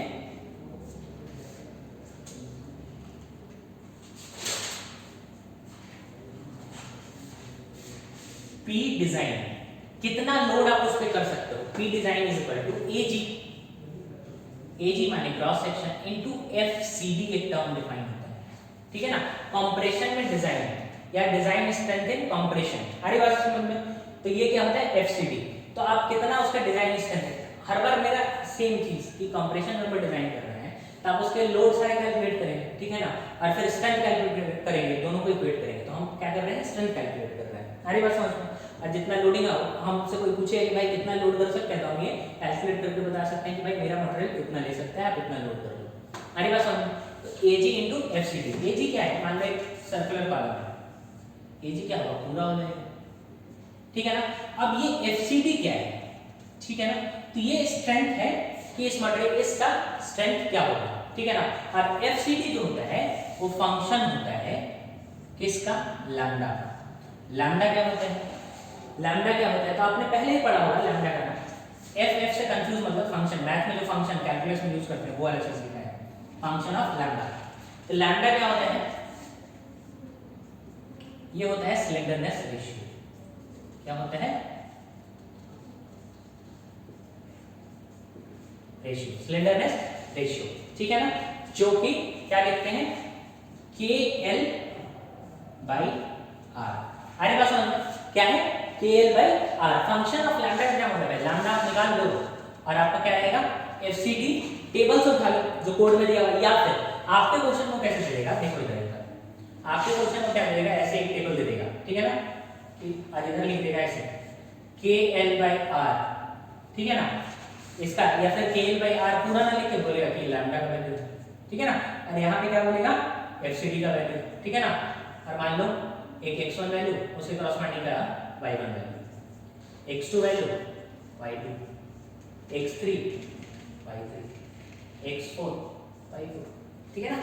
तो आप क्या करोगे कि आपको क्वेश्चन में देगा भाई ये लैम्डा का वैल्यू दे देगा, ठीक है ना, टेबल से, आप क्या करोगे, पहले लैम्डा निकालोगे, लैम्डा से आप यहाँ से एफसीडी निकालोगे। तो जरूरी नहीं है कि एग्जैक्टली सेम जैसे x1 ही आ जाए या x2 आ जाए, क्योंकि उसके कॉरस्पॉन्डिंग का वैल्यू वो क्या करेंगे, इसके बीच का वैल्यू भी आ सकता है। तो क्या करेंगे, इंटरपोलेट करके निकाल लेंगे। आगे बात समझ में, क्या करेंगे, इंटरपोलेट करके निकाल लेंगे। क्लियर हुआ? इंटरपोलेशन में आराम से आप, जैसे मान लो इसके बीच का कोई वैल्यू x है, तो इंटरपोलेट कैसे करेंगे, आगे बात समझ। तो देखो आपको निकालना है FCD, किसका निकालना है, एक x वैल्यू का स्लेंडरनेस रेशियो है। आगे बात समझ, x वैल्यू का। तो आप क्या करोगे, ये देखो जो आपका ये x इसके बीच में पड़ रहा है और ये घट रहा है बढ़ रहा है, उसके हिसाब से आपका ये हो जाएगा। तो y1 plus y2 minus y1 by x2 minus x1 into x,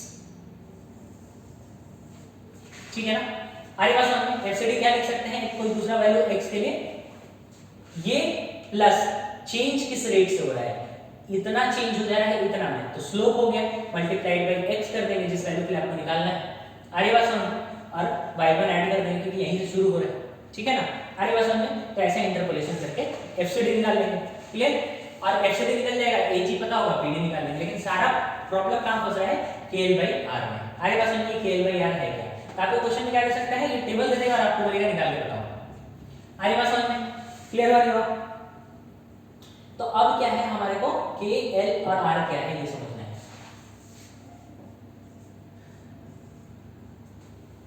KL को बोलते हैं, KL ये पूरे को बोलते हैं effective length.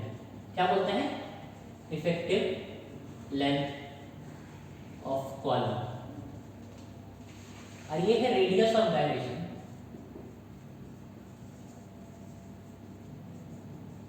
Radius of gyration, ठीक है ना। और कौन सा वाला रेडियस ऑफ गायरेशन, तो जब सबसे मिनिमम होगा। आगे बात समझ में, अभी देखो कैसे मिनिमम वाला फंडा है। मेरे पास ऐसा कोई सिलेंडर चीज तो है नहीं अभी, बट इधर देखिएगा, पेज से ही करते हैं। इधर देखिएगा, जैसे ये है, आप ऐसे लोडिंग कर रहे हैं, तो क्या होगा, ऐसे लोडिंग करते हैं, ऐसे बकल कर सकता है, ठीक है ना। लेकिन ये चूंकि इस तरफ में बहुत ज्यादा है, तो क्या हो सकता है, ऐसे भी बकल कर सकता था, मतलब ऐसे बकल किया है, ये ऐसे भी बकल कर सकता था। इसमें नहीं पॉसिबल है क्योंकि इस साइड का ज्यादा है, ये इधर बकल करेगा नहीं, क्योंकि आपका मोमेंट इसके अबाउट बहुत ज्यादा है, वो बकल करने नहीं देगा। आगे बात समझो, इसमें ये वाला मोमेंट कम है, आराम से बकल कर देगा, ठीक है ना। तो इसमें क्या पॉसिबिलिटी है, तो ऐसे बकल कर देगा, ऐसे बकल कर देगा। इसके अबाउट R मिनिमम है, तो हम कौन सा क्रिटिकल केस हो जाएगा, इसके अबाउट। आगे बात समझो, तो हमारे को वही करना है कि जो मिनिमम वाला है उसको लेना है। आगे बात समझ में, क्या लेना है, मिनिमम वाले को लेना है, ठीक है ना। आगे बात समझ, और जैसे जैसे सिलेंडरनेस रेशियो बढ़ता चला जाता है, ये एक डिक्रीजिंग फंक्शन होता है, आप देखेंगे टेबल को, तो क्या होगा, जैसे जैसे सिलेंडरनेस रेशियो बढ़ता चलेगा, उसका एफसीडी वैल्यू कम होता चला जाता है। आगे बात समझ, इसका क्या मतलब हुआ कि मान लो R मिनिमम होगा, मतलब सबसे कम जिसके अबाउट रेडियस ऑफ गायरेशन होगा, लैम्डा उसके लिए सबसे बड़ा, लैम्डा उसके लिए सबसे बड़ा, तो एफसीडी उसके लिए सबसे छोटा। अरे बात समझ, और स्ट्रेंथ में मैंने क्या बोला है, हमेशा मिनिमम पे काम होता है। अरे बात समझ, क्योंकि हम ये मान के चलते हैं कि भाई मिनिमम इतना स्ट्रेंथ तो देगा ही, ठीक है ना। उसके लिए अगर मेरा लोड कैरिंग कैपेसिटी है, तो बाकी के लिए तो ऐसे ही हैंडल कर लेगा। अरे बात समझ, ये चीज को दिमाग में रखना है, ठीक है ना, कि कौन सा वाला रेडियस ऑफ गायरेशन, जो मिनिमम रेडियस ऑफ गायरेशन होगा। अरे बात समझ, क्लियर। अब एक चीज और ध्यान में रखिएगा कि ये जो इफेक्टिव लेंथ है वो क्या है, ठीक है ना। तो इफेक्टिव लेंथ इक्वल टू क्या होता है, effective length is equal to क्या होता है, इफेक्टिव लेंथ ऑफ कॉलम, ये होता है unsupported length, unsupported length multiplied into के, एक रिडक्शन फैक्टर है। अरे बस हम ये अनसपोर्टेड, L क्या है, यही L है, और क्या है, एक के रिडक्शन फैक्टर है। अनसपोर्टेड लेंथ का क्या मतलब होता है, जैसे देखिए, इसको इरेज करते हैं फिर देखते हैं।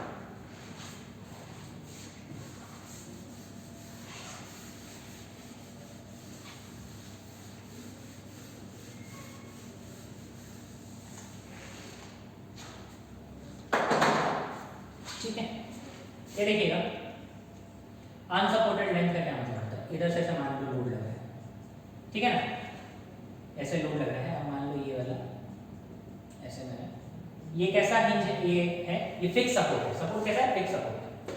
तो फिक्स सपोर्ट में क्या होता है, साइड में ये मूव करने देता नहीं है, ऐसे कुछ करके पकलिंग करेगा। अरे बात समझ क्लियर हो? तो इस वाले केस में क्या होता है आपका कि इफेक्टिव लेंथ क्या होगा इसमें, ये अनसपोर्टेड लेंथ क्या है, ये L है। अरे बात समझ, अनसपोर्टेड मतलब इसके बीच में कहीं सपोर्ट नहीं है, सपोर्ट यहां से लेके यहीं तक है, तो अनसपोर्टेड ये पूरा का पूरा लेंथ क्या है, अनसपोर्टेड लेंथ होगा, इसको क्या बोलेंगे, L होगा। अरे बात समझ, और जिस तरीके का आपका एंड सपोर्ट है उसके बेसिस पर डिसाइड होता है कि K की क्या वैल्यू होगी। अरे बात समझ में, आरसीसी में जो आपका K वैल्यू होता था सेम वैल्यू आपका यहाँ पे इस्तेमाल होता है। अरे बात समझ में, आपको उस समय पढ़ाया गया होगा कि कैसे इफेक्टिव लेंथ ऑफ कॉलम निकाला जाता है। अरे बात समझ में, और अनसपोर्टेड लेंथ क्या होता है और K वैल्यू क्या होता है। अरे बात समझ में, क्लियर?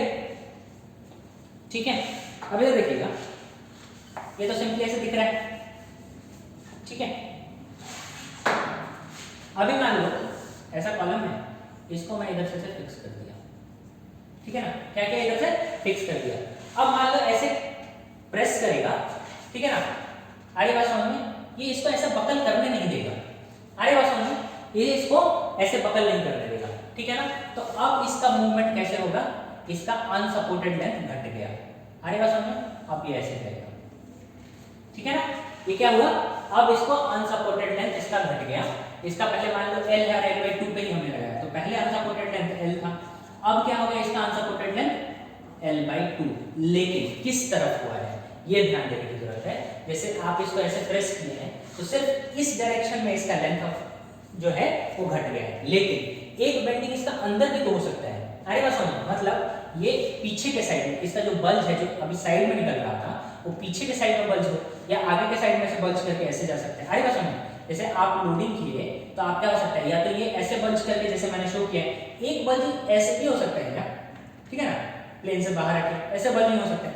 यहाँ तो कोई भी अनसपोर्ट मतलब बीच में सपोर्ट नहीं है, ठीक है ना, तो इस एक्सिस के अबाउट इसको एक्स एक्स मान लो, इसको एक्स एक्सिस मान लो, और ये मान लो बाहर वाला वाई एक्सिस, ये वाई एक्सिस उसको जेड एक्सिस मान लो। अरे बात समझ, तो एक्स के केस में एक्स डायरेक्शन में आपके पास अनसपोर्टेड लेंथ कितना है, अनसपोर्टेड लेंथ आपका हो जाएगा, अनसपोर्टेड लेंथ हो जाएगा L/2। अरे बात समझ, लेकिन z के डायरेक्शन में आपका अनसपोर्टेड लेंथ अभी भी सेम है।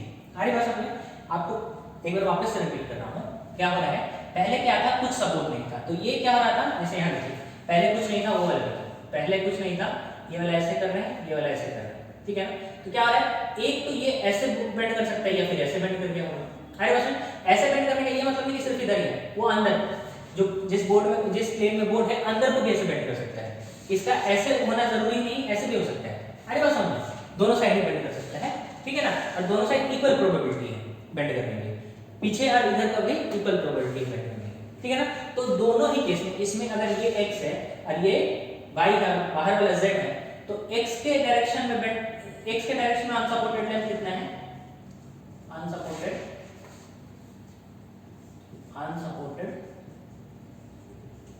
लेंथ आपका L है, ठीक है ना, और z के डायरेक्शन में, x डायरेक्शन में, और z के डायरेक्शन में आपका अनसपोर्टेड लेंथ कितना है, यहां भी L ही है, ठीक है ना, क्योंकि इधर जितना लेंथ है उतना ही इधर भी, ठीक है ना। लेकिन इस केस में क्या होगा, अगर मैं यहाँ पे सपोर्ट लगा दूं तो यहाँ पे आपका लेंथ रिड्यूस कर देगा, लेकिन किस डायरेक्शन, जिस डायरेक्शन में आपने रोका है उसी डायरेक्शन में रिड्यूस होगा, पीछे वाले डायरेक्शन में अभी भी तो उतना ही है।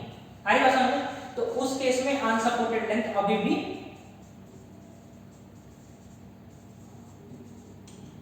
L ही है। अब देखिए एक बार वापस से, L का वैल्यू, लैम्डा का वैल्यू क्या होता है, KL/R। अरे बात समझ, और मैंने क्या बोला, L डायरेक्टली प्रोपोर्शनल है क्या, अगर L डायरेक्टली प्रोपोर्शनल है मतलब जितना अनसपोर्टेड लेंथ बड़ा होगा उतना ही बड़ा लैम्डा होगा। अरे बात समझ, और जितना बड़ा लैम्डा या स्लेंडरनेस रेशियो होगा उतना ही कम उसका स्ट्रेंथ होता है क्या, ठीक है ना, कंप्रेशन में उतना ही कम स्ट्रेंथ होएगा, तो उस हिसाब से हमारे को क्या करना पड़ेगा, क्रिटिकल केस कौन सा हो जाएगा, वही वाला होगा जहां कम सबसे कम स्ट्रेंथ होगा, तो जो जहां पे भी अनसपोर्टेड लेंथ ज्यादा होगा वो वाला हमारा क्रिटिकल केस हो जाएगा, मतलब इस केस में z के डायरेक्शन वाला हमारा क्रिटिकल केस हो जाएगा। अरे बात समझ, क्लियर हुआ नहीं हुआ, अगर z के अलावा वाला अगर क्रिटिकल डायरेक्शन होगा, z का मतलब ऐसे वाला बेंडिंग क्रिटिकल होगा। अरे बात समझ, तो अगर इसका ऊपर वाला ऐसे, ये ऐसा तो लाइन डायग्राम तो नहीं होगा, ऐसा कुछ होगा सेक्शन नहीं इसका, ये पूरा कॉलम ऐसे आ रहा है ना, तो इसका पूरा का पूरा आप देखोगे तो मैं ये वाला पोर्शन को ड्रॉ कर रहा हूं, ये वाला पोर्शन को ड्रॉ कर रहा हूं, ठीक है ना, ऐसे, ठीक है। अभी देखिएगा, ये एक्सेस एक्सिस है क्या, और ये जेड जेड एक्सिस है, ठीक है ना। जेड जेड क्यों, क्योंकि ऐसे वाला होगा, तो इसके अलाउंग में एक्स था ही, ये वाला अलाउंग हमने क्या लिया हुआ है, जेड लिया हुआ है, ठीक है ना, क्योंकि हमने ये वाला प्लेन की बेंडिंग मान रहे हैं। अरे बात समझ, तो ये वाले को हम जेड बोलेंगे, क्लियर।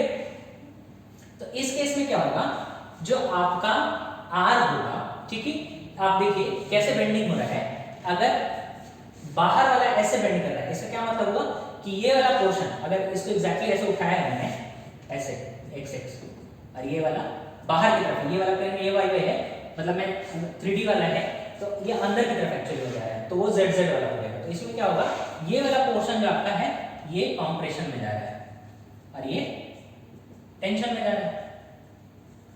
अरे बात समझ में, क्लियर, ये वाला कॉम्प्रेशन में जा रहा है और ये वाला टेंशन में जा रहा है, क्लियर। तो उस केस में क्या होगा कि रोटेशन आपको देखना है किसके अबाउट हो रहा है, एक्स एक्स एक्सिस के अबाउट रोटेशन हो रहा है, मतलब इसका कौन सा वाला मोमेंट इनर्शिया रोक रहा है उसको बेंड होने से, तो एक्स एक्स एक्सिस वाला मोमेंट ऑफ इनर्शिया रोक रहा है। कौन सा मोमेंट ऑफ इनर्शिया रोक रहा है, मतलब आई एक्स एक्स ही इसको रोकेगा, मतलब इसके अलावा और बड़ा अगर सेक्शन में कर दूं ऐसे दूर वाला, मतलब जितना ऐसे थिकर करता चला जाऊंगा, इधर ऐसे बंद होने का कैपेसिटी कम होता चलेगा। जैसे मैंने इसको जब ये दिखा रहा था तो मैंने क्या बोला कि इस साइड नहीं होगा, ठीक है ना, ये इस साइड ऐसे बेंड नहीं हो रहा है क्योंकि इसके अबाउट जो है मोमेंट ऑफ इनर्शिया ज्यादा है, ठीक है ना। तो जैसे जैसे ये बढ़ता चला जाएगा आपका मोमेंट ऑफ इनर्शिया बढ़ता चला जाएगा, ठीक है ना। और moment of inertia I x X will B क्या होता है, ए आर एक्स एक्स का स्क्वायर होता है, ठीक है ना। रेडियस ऑफ वेरिएशन क्या होता है, basically R X X will be equal to nothing but X उसके अबाउट का ये अंडर रूट ए। अरे बात समझ में, तो इस केस में आपके पास ऑप्शन नहीं है कि आर मिनिमम चूज करना है, आपको वही वाला चूज करना है जिसके अबाउट रोटेशन हो रहा है। जैसे इस केस में अनसपोर्टेड लेंथ एल हो जाएगा और इसके अबाउट लैम्डा क्या हो जाएगा, लैम्डा जेड जेड अगर मेरे को लिखना होगा तो क्या लिखूंगा मैं, के तो रहेगा अनसपोर्टेड लेंथ एल हो जाएगा और आर कौन सा वाला होगा, आर एक्स एक्स होगा। अरे बात समझे, लेकिन ये वाले केस में हमारा क्या हो रहा है, अनसपोर्टेड, अगर यहाँ पे लैम्डा लिखना होगा एक्स डायरेक्शन के लिए तो यहाँ पे k into L by two हो जाएगा, क्या k into L by two हो जाएगा और r क्या हो जाएगा आपका, अरे बात समझे, r क्या हो जाएगा, इसके अबाउट का रोटेशन को रोकेगा, ठीक है ना। ये ऐसे बेंड कर रहा है ना, ऐसे बेंड कर रहा है तो क्या हो रहा है, ये ऐसे कर रहा है तो आपका बेंडिंग ऐसे हो रहा है, ठीक है ना। ये छोटा हो रहा है, ये निकल के आ रहा है, मतलब ये वाला जोन आपका अगर ऐसा देखोगे, ये एक्सिस ले लो तो ये वाला अंदर को जा रहा है, ये अंदर को पुश होगा, ये बाहर को निकल रहा होगा। अरे बात समझ, ये अंदर को पुश हो रहा है, बाहर को निकल रहा होगा, ये कंप्रेशन जोन बनेगा, टेंशन जोन बनेगा, ठीक है ना। तो इसके अबाउट ये मोमेंट हो रहा है, तो ये दिखने में ये सेम प्लेन में दिखा है, एक्चुअली में ये कैसा होगा, अंदर की तरफ जा रहा होगा, तो ये आई जेड जेड होगा। अरे बात समझ में, तो यहाँ पे आर कौन सा यूज होगा, आर जेड जेड इस्तेमाल होगा। अरे बात समझ में, तो आप देखिए लैम्डा जिसके लिए है उसके परपेंडिकुलर वाला आर है, लैम्डा जिसके लिए उसके परपेंडिकुलर वाला आर है, ये दिमाग में रखना है क्योंकि अगर ऐसा कुछ आ जाएगा तो आप उल्टा सीधा करके आ जाएंगे, क्लियर। ये चीज दिमाग में रखना है, किस बेंडिंग को रोकने के लिए यूज हो रहा है, वो कौन सा बकलिंग रोकेगा, ठीक है ना। उस बकलिंग के लिए उसके अलावा मोमेंट ऑफ कौन सा मोमेंट ऑफ रेजिस्टेंस उस बकलिंग को रोकेगा, उसके हिसाब का आर लिखेंगे। इस वाले केस में दोनों तरफ से हो सकता है, तो हमने क्या किया कि भाई जिस तरफ आर मिनिमम होगा वो वाला हो जाएगा। आर बस समझ क्लियर। ये जैसे ही आप लैम्डा निकाल लेंगे, मैंने क्या बोला, ये टेबल दिया हुआ है, टेबल से आप उठा के वो पीडी का वैल्यू, टेबल से आप ये लैम्डा आप निकाल लेंगे और आप क्या करेंगे, एफसीडी वहां से निकालेंगे, एजी आपको मालूम है, पीडी निकाल के बता देंगे, ठीक है ना। आगे बात समझो, लेकिन ये तो हुआ आर की कहानी, एल की कहानी, अब बचा है के की कहानी। के क्या है, आगे बात समझो, ये रिडक्शन फैक्टर एक्चुअली है क्या, ठीक है ना। तो रिडक्शन फैक्टर आपका डिपेंड करता है, रिडक्शन फैक्टर जो है वो डिपेंड करता है कि आपका एंड कंडीशन कैसा है, ठीक है ना, एंड कंडीशन कैसा है, सपोर्ट कंडीशन कैसा है, ठीक है ना। सपोर्ट आप लोग पढ़े हुए, डिफरेंट टाइप्स का सपोर्ट होते हैं, ठीक है ना। जैसे कि सिंपली सपोर्टेड आपने सुना होगा, ठीक है, इसको हिंज भी बोलते हैं, या फिर फिक्स सपोर्ट पढ़ा होगा, ठीक है ना, और भी कई सारी चीजें पढ़ेंगे, रोलर सपोर्ट होता है, ठीक है ना। ये टेबल हालांकि दिया हुआ है और सोम में क्या होता है कि आप इसका एग्जैक्ट वैल्यू निकालते हो और फिर कोड इसका अपना एक वैल्यू देता है। ये टेबल है, ठीक है ना, आपको ये याद भी रखना है पूरा का पूरा टेबल। क्यों? क्योंकि प्री में वो टेबल आराम से आपसे पूछ सकता है, ठीक है ना। आ रही बात समझ में? प्री में वो आपका टेबल आराम से पूछ सकता है, ठीक है ना। तो पहला एंड कंडीशन अगर मैं लिखूं तो पहला एंड कंडीशन है, इसे देखिए, पहला एंड कंडीशन, इसमें क्या है, एक एंड फिक्स्ड है, ठीक है ना, एक एंड फिक्स्ड है, मतलब यहाँ पे रोटेशन, आगे से मैं इसको आर लिखूंगा सर, पहला ऐसे लिख दे रहा हूं, रोटेशन और ट्रांसलेशन। ट्रांसलेशन मतलब ऐसे मूवमेंट, ठीक है ना, इधर की तरफ या अंदर की तरफ। ट्रांसलेशन मतलब लीनियर मूवमेंट, रोटेशन मतलब एंगुलर मूवमेंट। अरे बात समझ। तो यहाँ क्या है, फिक्स्ड एंड जो सपोर्ट होता है ये ना तो ट्रांसलेशन अलाउ करता है ना ही रोटेशन अलाउ करता है। मैंने आपको जो वो डायग्राम बना के दिखाया था, तो मैंने क्या दिखाया था, ऐसे दिखाया था, ऐसे दिखाया था। इसका मतलब है ये कुछ भी अलाउ नहीं कर रहा है। रोटेशन अगर इसमें अलाउड है तो कैसे होता है, ऐसे होता है, यहाँ पे थीटा कोई एंगल बनता है, यहाँ पे थीटा 0 होता है। अरे बात समझ में, क्लियर हुआ, ठीक है ना। लेकिन इसका एक एंड फिक्स्ड है, तो ट्रांस रोटेशन इसमें नो, ट्रांसलेशन नो, यहाँ पे लेकिन फ्री एंड है। ये क्या है, फ्री एंड, ठीक है ना। फ्री एंड के केस में आपका है कि रोटेशन भी अलाउड है। फ्री एंड कई तरीके के हो सकते हैं, ये वो फ्री एंड है जहां पे रोटेशन भी अलाउड है और ट्रांसलेशन भी अलाउड है। अरे बात समझो, आपने सोम में पढ़ा होगा कि डिफ्लेक्शन और थीटा निकालने के लिए। अरे बात समझ में, तो यहां पे देखो रोटेशन है, ये कैसे पता चलेगा, ये ऐसे है, ये ऐसे कर्व हो गया, तो आप यहां पे अगर जैसे इसका ओरिजिनल शेप क्या था, ऐसे था ना, ठीक है ना, यहाँ कोई एंगल बन रहा है कि नहीं बन रहा है, ठीक है ना, तो ये रोटेट कर गया है, ठीक है, तो यहाँ पे रोटेशन यस, अरे यहाँ पे ट्रांसलेशन यस, ठीक है ना, इसको क्या बोलेंगे, फ्री एंड। क्लियर? अरे बात समझ, यहाँ पे क्या हो रहा है, ये ऐसे रोटेट करके और ये पूरा का पूरा कर्वेचर बनाएगा। अरे बात समझ, कर्वेचर बनाएगा मतलब थीटा आएगा, थीटा माने फिर रोटेशन फ्री है, यहाँ पे रोटेशन है यहाँ पे, और यहाँ पे ट्रांसलेशन तो आपको दिख ही रहा है कि ये मान लो डेल्टा इधर हो गया।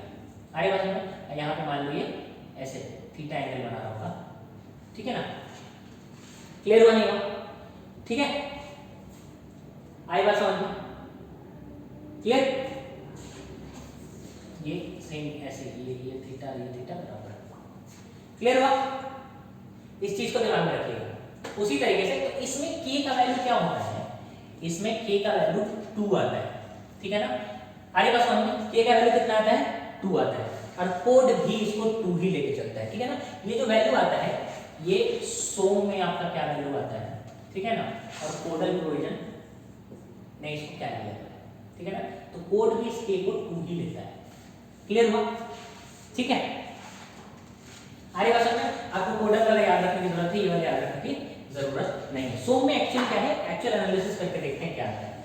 कोड क्या आता है, वो अपने हिसाब से कुछ फैक्टर वेक्टर लेके उसको अपने आप से मॉडिफाई करता है, ठीक है ना। यहाँ पे इसको क्या बोलते हैं कि फ्री रोटेशन है, फ्री ट्रांसलेशन है एंड का, ठीक है ना। दूसरा आपका आता है ऐसे रोलर सपोर्ट टाइप का, वो ऐसे है, ये क्या करेगा,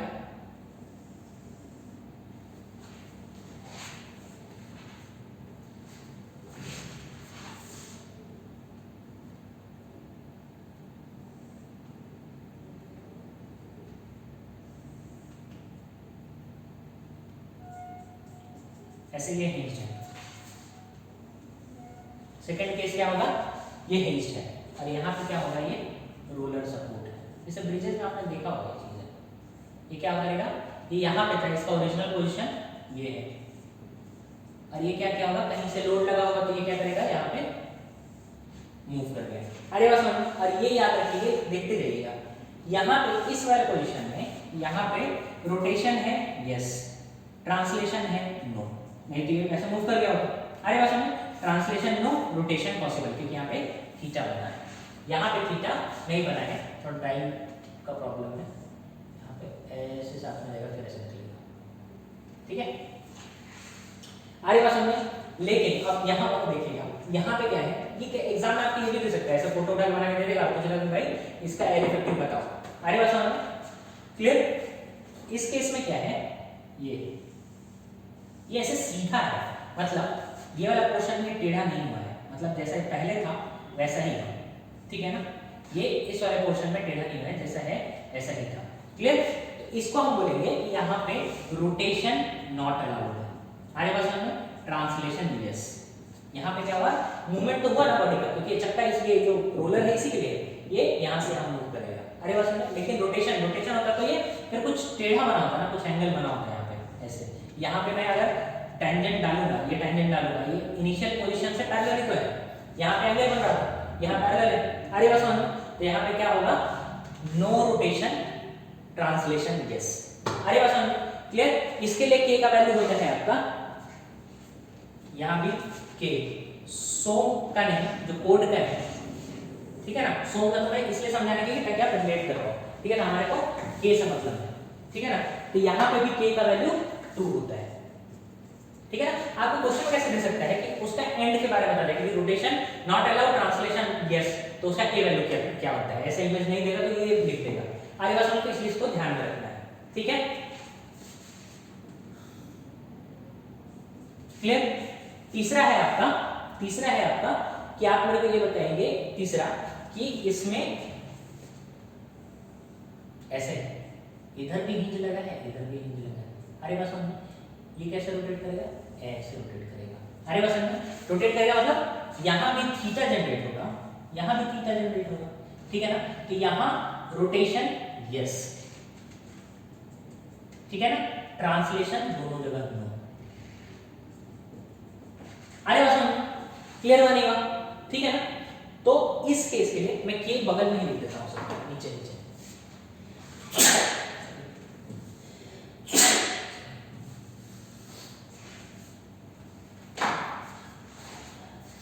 यहाँ पे के आपका 2, यहाँ पे के 2, यहाँ पे के आपका होता है 1, क्या होता है 1, ठीक है।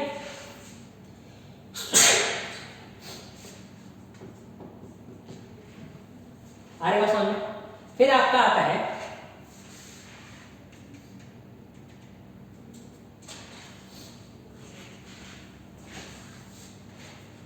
अब एक चीज एकदम ध्यान से देखिएगा, इसलिए इसे सामने बना रहा हूं,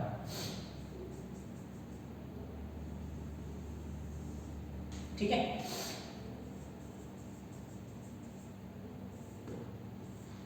ठीक है, रोलर में हमेशा ये याद रखिएगा कि इसका एंड पोर्शन मतलब इसका ट्रांसलेशन, यहाँ अगर रोलर दिया गया ना तो कभी भी यहाँ पे रोटेशन अलाउ नहीं करता है रोलर। अरे बात समझ, रोटेशन अलाउ नहीं करता है, ठीक है ना। तो यहाँ पे भी रोटेशन आपका नो, ट्रांसलेशन यस, ठीक है ना। लेकिन ये याद रखिएगा, यहाँ पे हिंज है, यहाँ पे फिक्स सपोर्ट है। अरे बात समझ में, यहाँ पे हिंज है, वहां पे फिक्स सपोर्ट है। रोटेशन यहाँ पे नॉट अलाउड, ट्रांसलेशन भी नॉट अलाउड। डिफरेंस देखिएगा, यहाँ पे रोटेशन था, वहां पे रोटेशन नहीं है। आगे बात समझ में क्लियर। वो बोलेगा एक एंड का कंडीशन बताएगा, दूसरे एंड का कंडीशन बताएगा और आपसे पूछेगा के वैल्यू, ठीक है ना। तो इसके लिए के का वैल्यू हो जाता है, इसके लिए के का वैल्यू आपका होगा 1.2, क्या होगा 1.2, ये याद रखेंगे सारा, ठीक है ना। तो आपको सीधा सीधा एग्जाम में आएगा, ठीक है।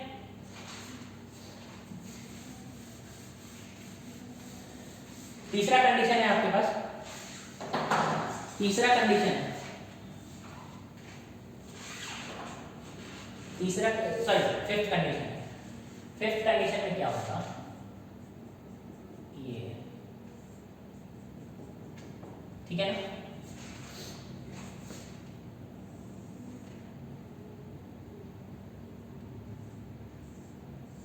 ठीक है, इस कंडीशन में क्या होगा कि यहां पे तो भाई कुछ है नहीं, ऐसे सीधा रहेगा, ऐसे होगा। तो यहाँ पे translation no, rotation no, translation no, यहाँ पे रोटेशन यस, ट्रांसलेशन नो, ठीक है ना। आगे बात समझिए, इसको प्रॉप्ड कैंटिलीवर में बोलते हैं, बीम प्रॉप्ड कैंटिलीवर बीम्स है, लेकिन ये कॉलम का केस है ना, ये प्रॉप्ड है, ठीक है ना, उसमें एक एंड फिक्स होता है, दूसरा वाला एंड सिंपली सपोर्टेड होता है, ठीक है, ऐसा ही प्रॉप्ड कैंटिलीवर भी होता है, क्लियर।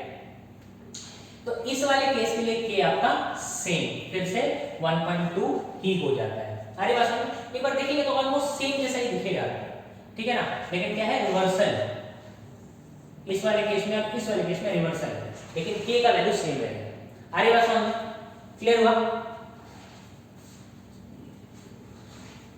ठीक है। सॉरी, ये यहाँ पे के का वैल्यू 0.8, यहाँ पे ये याद रखेंगे, यहाँ पे रोटेशन का condition r equal to m, t equal to m, r not allowed means rotation not allowed, translation yes. यहाँ पे सेम कंडीशन है, सिर्फ ऊपर वाला फर्क कर गया है। अरे बात समझ में, ऊपर वाले में क्या है, रोटेशन अलाउड है लेकिन ट्रांसलेशन नॉट अलाउड है, और इसमें के का वैल्यू क्या हो जाता है 1.2, और वहां पे क्या होता है, सॉरी यहाँ पे के का वैल्यू 0.8 हो जाता है और यहाँ पे के का वैल्यू 1.2 होता है। अरे बात समझ में, क्लियर, ठीक है। ये आपका ये सारा चीज, ये प्रॉप्ड कैंटिलीवर अगर इसको सोम के हिसाब से कैलकुलेट करते हैं तो इसकी वैल्यू 0.7 होती है सोम में, लेकिन कोड हमारे इसको 0.8 लेता है, तो आपको याद वो रखना है, क्लियर। फिर लास्ट केस आपका आता है सिक्स्थ केस। सिक्स्थ केस क्या है, ये टेबल में इसलिए समझा रहा हूँ क्योंकि टेबल से आएगा और पता नहीं कितने अच्छे से आपको कंप्यूटर में कराया गया था, नहीं कराया गया था, ठीक है ना, तो इस चीज को ध्यान में रखना है। सिक्स्थ, ठीक है, सिक्स्थ वाले केस में है कि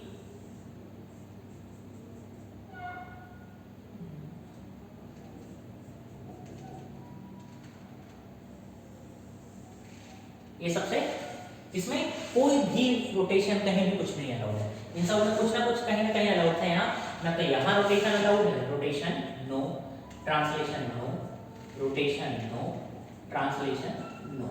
अरे बात समझो, यहाँ कुछ भी अलाउड है, और यहाँ पे एल इफेक्टिव कितना होता है, एल इफेक्टिव नहीं, के फॉर्म में लिख रहे थे, तो के क्या होता है यहाँ पे 0.65 कोड में, और सोम के हिसाब से निकालते तो ये 0.5 होता है, ठीक है ना।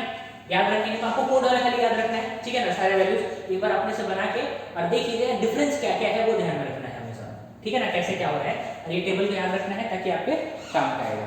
अरे बात समझ, ठीक है, ये चीज को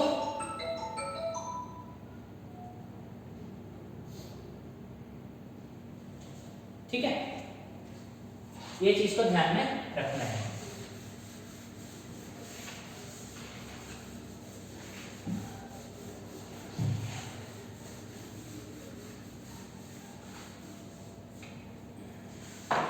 क्लियर, ये सारा काम करने के बाद आपके पास क्या आता है कि हमने क्या देखा कि हम पूरे चीज में करना कुछ नहीं है, करना ये है कि पीडी का वैल्यू के लिए आपको एजी इंटू एफसीडी करना है और इस एफसीडी का वैल्यू निकालना है। अरे बात समझे, एफसीडी के वैल्यू के लिए आप क्या कर रहे हो, एफसीडी के वैल्यू के लिए आप डिपेंड किस पे रह रहे हो कि या तो टेबल दे देगा, टेबल से आप लोग क्या करेंगे, एफसीडी की वैल्यू निकालेंगे, वहां से पीडी निकालेंगे। अरे बात समझे, और ये एफसीडी डिपेंड किस पे कर रहे हैं, लैम्डा पे, और लैम्डा का टेबल क्या रहेगा विद रिस्पेक्ट टू एफसीडी, वहां से आप निकाल लोगे, ठीक है ना। कोड ये होता है कि आपका एग्जाम में क्वेश्चन कैसे आएगा, लेकिन कोड कैसे करता है, कोड क्या करता है कि एफसीडी, मैंने क्या बोला कि दो तरीके हैं, या तो आपको टेबल दे देगा या फिर आपको सॉरी ये वाला शॉर्टर टेबल या जितना क्वेश्चन के लिए जरूरत हो उतना निकाल के दे देगा, वो भी वैल्यू वहीं से निकला है टेबल से, या फिर एक जनरल पूरा जो कोड ने टेबल दे रखा है वो वाला आप इस्तेमाल कर सकते हो। अरे बात उसमें होता है कि आपका एक जाई टर्म होता है, जाई into fy divided by gamma m not. आएगा समझ, ये fcd होता है, ठीक है। अगर कोड के हिसाब से आप डिजाइन करने बैठोगे ये वाला होगा, मैंने जो पहले वाला बताया इंटरपोलेट करके, वो एग्जाम में सॉल्व करने के लिए, वो होता है इसी से है, ठीक है ना, वो एग्जाम में सॉल्व करने के लिए है। अगर कोडल प्रोविजन से डिजाइन करने चलोगे तो ऐसा होता है कि fcd का वैल्यू क्या होता है x into fy by gamma m, और ये जाई का वैल्यू कोड में बहुत सारे फॉर्मुलेशन दिए हुए हैं, ठीक है ना, वो बहुत बड़े बड़े फॉर्मुलेशन है, ठीक है ना। तो अगर मान लो एग्जाम में सीधा ये फॉर्मुलेशन जाके दे दिया तो उसमें कुछ करना नहीं, वो बताएगा कौन सा क्या चीज है, पुट करते जाना, वैल्यू निकालते जाना है। लेकिन ये जाई का दूसरा क्या तरीका है कि फॉर्मूले से निकाल लो या फिर सीधा कोड ने टेबल दे रखा है, ठीक है ना, आप जाके कोड खोलेंगे ये जाई का सीधा टेबल है, ठीक है ना। लेकिन ये टेबल जो है आप देखेंगे 4 टेबल, अरे बात समझ में, चार्ट टेबल है। चार्ट टेबल क्या है, वो मटेरियल क्लास पे डिपेंड करता है। किस पे डिपेंड करता है, मटेरियल क्लास पे, ठीक है ना। अरे बात समझ में, मतलब आपने KL/R निकाला, ठीक है ना, लेकिन उसमें आपको उस पर्टिकुलर मटेरियल क्लास के लिए ही दिखेगा, और वो मटेरियल क्लास क्या क्या टर्म में डिवाइडेड है। जैसे अब देखेंगे खोल के, A class, B class, C class, D class, उस पे डिपेंड करता है, ठीक है ना। तो आप KL/R निकालेंगे, मटेरियल क्लास कौन सा है वहां पे जाएंगे, उस मटेरियल क्लास का टेबल देखेंगे, वहां से KL/R के कॉरस्पॉन्डिंग का जाई देखेंगे। अरे बात समझ में, जाई देखेंगे, जाई को यहाँ पुट करेंगे, और ये वाला, ये दोनों का आपको नोन है, ठीक है ना, ये 250 होगा और ये वाला 1.1 होगा, ठीक है ना। जाई का वैल्यू लिखेंगे, एफसीडी निकालेंगे, एफसीडी में एजी से मल्टीप्लाई करेंगे, पीडी निकाल लेंगे।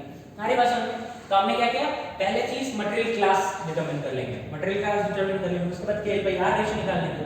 इस मटेरियल क्लास और इस KL/R के लिए एफसीडी निकालना है, उसके लिए आपको क्या करना है, जाई टेबल देखना होगा। जाई टेबल से जाई निकालिए, FI से मल्टीप्लाई कीजिए, डिवाइड कीजिए गामा m0 से, एफसीडी आ जाएगा, फिर उसको AG से मल्टीप्लाई कीजिए, PD निकल के आ जाएगा। अरे बात समझ में, क्लियर। तो ऐसे काम करना है, क्लियर हुआ, ठीक है।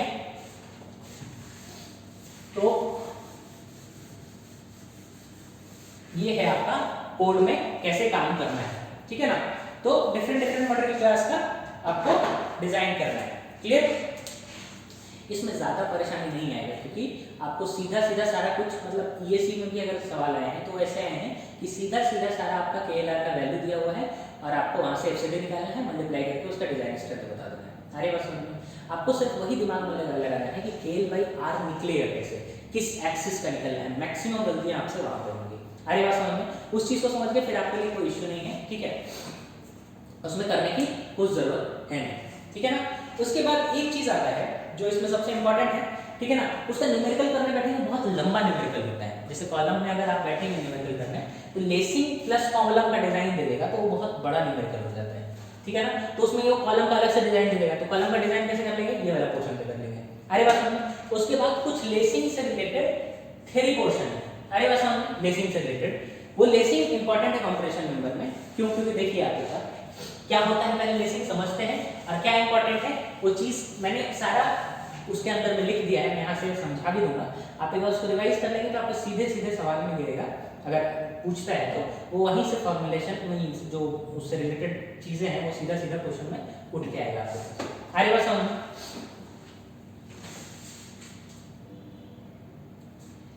लेसिंग्स होता क्या है, एक बार देखिएगा। जैसे क्या है, एक तरीका ये भाई आप इतना थिक कोई मेटल लीजिए, ठीक है, और इसको ऐसे लोड कीजिए, ठीक है ना। अब क्या होगा, आपको क्या करना है, आपके लिए इंपॉर्टेंट क्या है, आई इंपॉर्टेंट है। अरे बस समझ, क्यों, क्योंकि आई से ही आपका आर निकलता है, क्योंकि आर क्या होता है, √I/A ही तो होता है। अरे बस समझ, जो जितना बड़ा आई उतना बड़ा आर। अरे बस समझ, अगर उतना बड़ा आर तो लैम्डा में KL/R होता है, तो उतना बड़ा अगर आई बढ़ा, ऐसे देखिएगा, आई बढ़ा आर बढ़ेगा, लेकिन आर बढ़ेगा तो लैम्डा कमेगा। अरे बस समझ, लैम्डा कमेगा तो एफसीडी में आपको मैंने क्या बताया कि लैम्डा जो है इनवर्सली प्रोपोर्शनल है एफसीडी के, ठीक है ना। तो जितना छोटा लैम्डा अगर घटेगा एफसीडी बढ़ेगा, एफसीडी अगर बढ़ जाता है मेरा, एफसीडी बढ़ेगा तो क्या होगा, पीडी भी बढ़ेगा, मतलब उसका स्ट्रेंथ बढ़ेगा। अरे बस क्लियर बनेगा।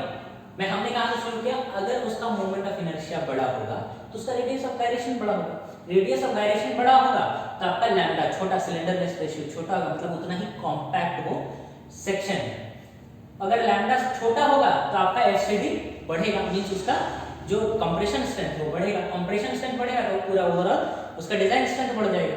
अरे बात समझो, मतलब सारा खेल है कि आई कैसे बढ़ाया जाए। एक तरीका क्या है, जैसे यहाँ पे लो, ठीक है, इसका कुछ आई होगा, मतलब पूरा रेक्टेंगुलर सेक्शन है, तो राइट इसका क्या होता है BD/12, ठीक है ना। लेकिन लोगों ने सोचा कि ऐसा करना क्यों है, अरे बात समझो, ऐसा क्यों करना है, इतना मटेरियल वेस्ट क्यों करना है, क्लियर।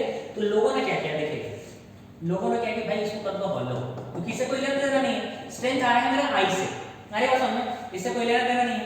उन्होंने क्या किया कि ठीक है भाई ऐसा कर लेते हैं, ऐसा चैनल सेक्शन ले लेते हैं,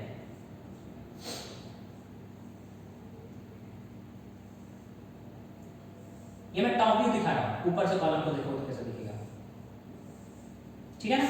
इन्होंने क्या किया कि भाई हम जब हमारे को सिर्फ आई से मतलब है, आई क्या डिपेंड करता है, आई एक्चुअली क्या होता है ए आर स्क्वायर, मतलब एरिया जो है कितना दूर डिस्ट्रीब्यूटेड है। अरे बस समझ, तो हमने क्या किया कि भाई ऐसा नहीं करेंगे, इसमें से थोड़ा सा मास जो एरिया का डिस्ट्रीब्यूशन है, क्योंकि जितना एक्सिस के नजदीक एरिया है वो यूजलेस है हमारे लिए बेसिकली। अगर ये आपका एक्सिस है, इसके आसपास का ये एरिया कोई काम का नहीं है, ठीक है ना, क्योंकि एक्चुअल जो स्ट्रेंथ देगा ये जितना दूर होगा वो स्ट्रेंथ देगा, ये वाला कोई फायदा नहीं है। तो यहाँ से मास हटा लो और बचा हुआ मास या तो यहाँ इस्तेमाल कर लो, या कम ही मास से काम चल जाएगा। अरे बस क्लियर हुआ नहीं हुआ, मतलब यहाँ का मास हटा लो और यहाँ पे जोड़ दो, या फिर इतना हटा लो, फिर भी आपका स्ट्रेंथ बढ़िया रहेगा, ठीक है ना। तो आपका क्या मटेरियल का सेविंग हो गया, ठीक है।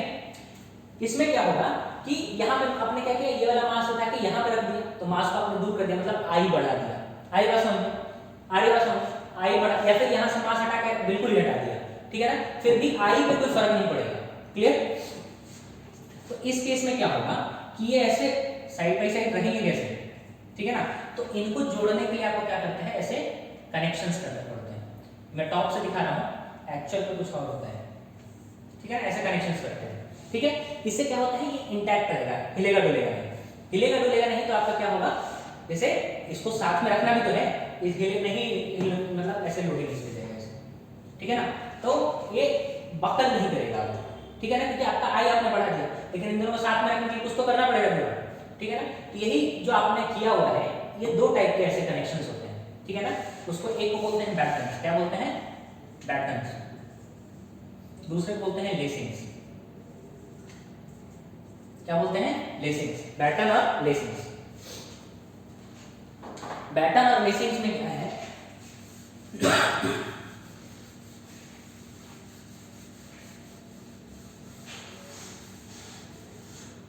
बैटन और लेसिंग्स, ठीक है। बैटन और लेसिंग्स में क्या है,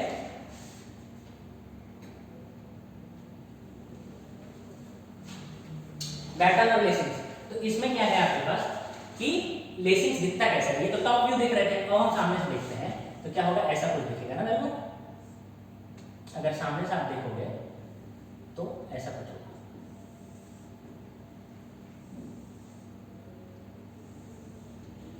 ठीक है। बीच का कोई सेक्शन, इसमें क्या करते हैं, ऐसे ऐसे प्लेट्स कनेक्ट कर देते हैं, ठीक है ना, इधर उधर में से गुजरा रहा हूं, इसको बोलते हैं लेसिंग्स। अरे बात समझ में, इसको क्या बोलते हैं, लेसिंग्स, ठीक है। या तो ऐसा कनेक्शन कर दें और या फिर सीधा सीधा ऐसा कनेक्ट कर दें,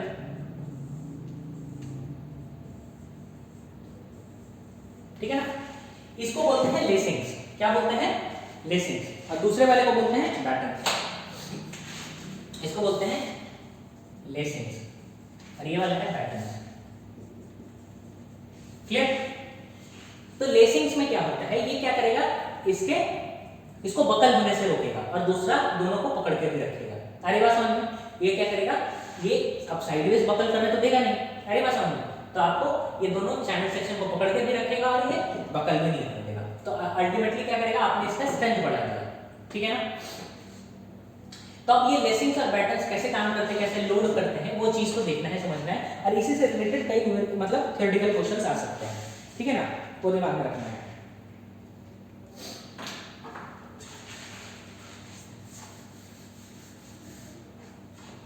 लेसिंग्स, अच्छा एक और चीज, ये अगर एक साइडेड है, एक साइडेड माने कि ये एक फेस है, पीछे साइड में भी ऐसे ही एकदम सिमेट्रिकल होगा, ठीक है ना, तो इसको बोलते हैं सिंगल लेसिंग्स, क्या बोलते हैं, सिंगल लेसिंग्स, क्या बोलते हैं, सिंगल लेसिंग्स। दूसरा ऐसे भी कर सकते हैं इसका कनेक्शन, ठीक है ना, ऐसे इसी सेक्शन पे, इसी फेस पर, ये एक ही फेस में दिखा रहा हूं, इसी फेस पे ऐसे क्रिस क्रॉस भी जा सकता है।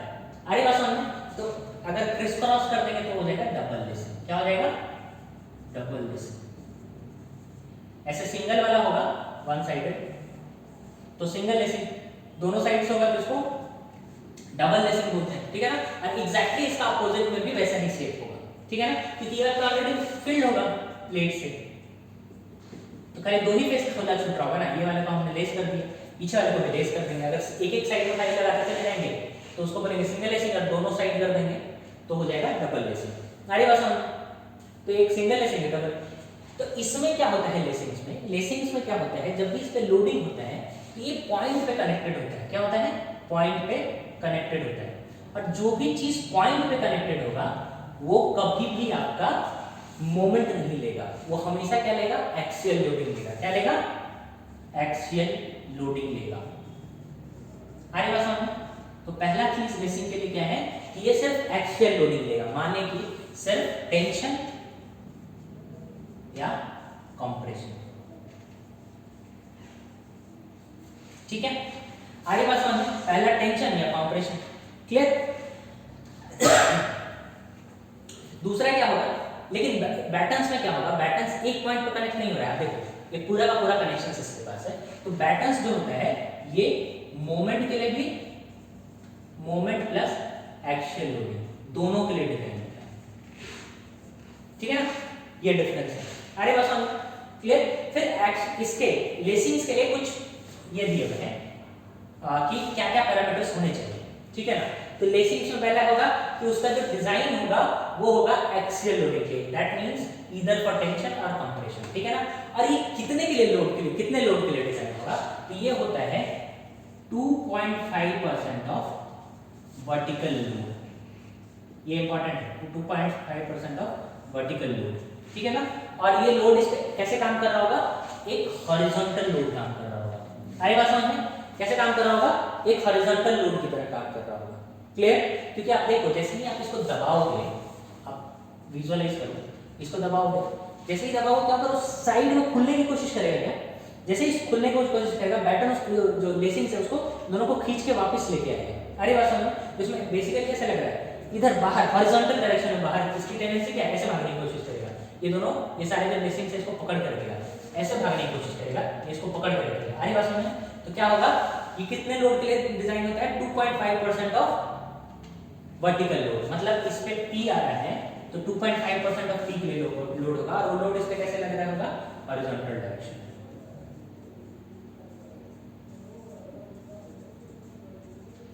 आई बात समझ। ठीक है ना, तो पहला पॉइंट क्या होगा, ये एक्सियल लोडिंग के लिए डिजाइन होता है, और दूसरा इसमें कितना लोड के लिए डिजाइन होता है, 2.5% लोड के लिए डिजाइन होता है। ठीक है ना, बाकी इसमें क्या है कि ये जो एंगल होता है, ये जो एंगल होता है, एंगल ऑफ लेसिंग, ये नॉर्मली 40 से 70 डिग्री के बीच में होता है। एंगल जो होता है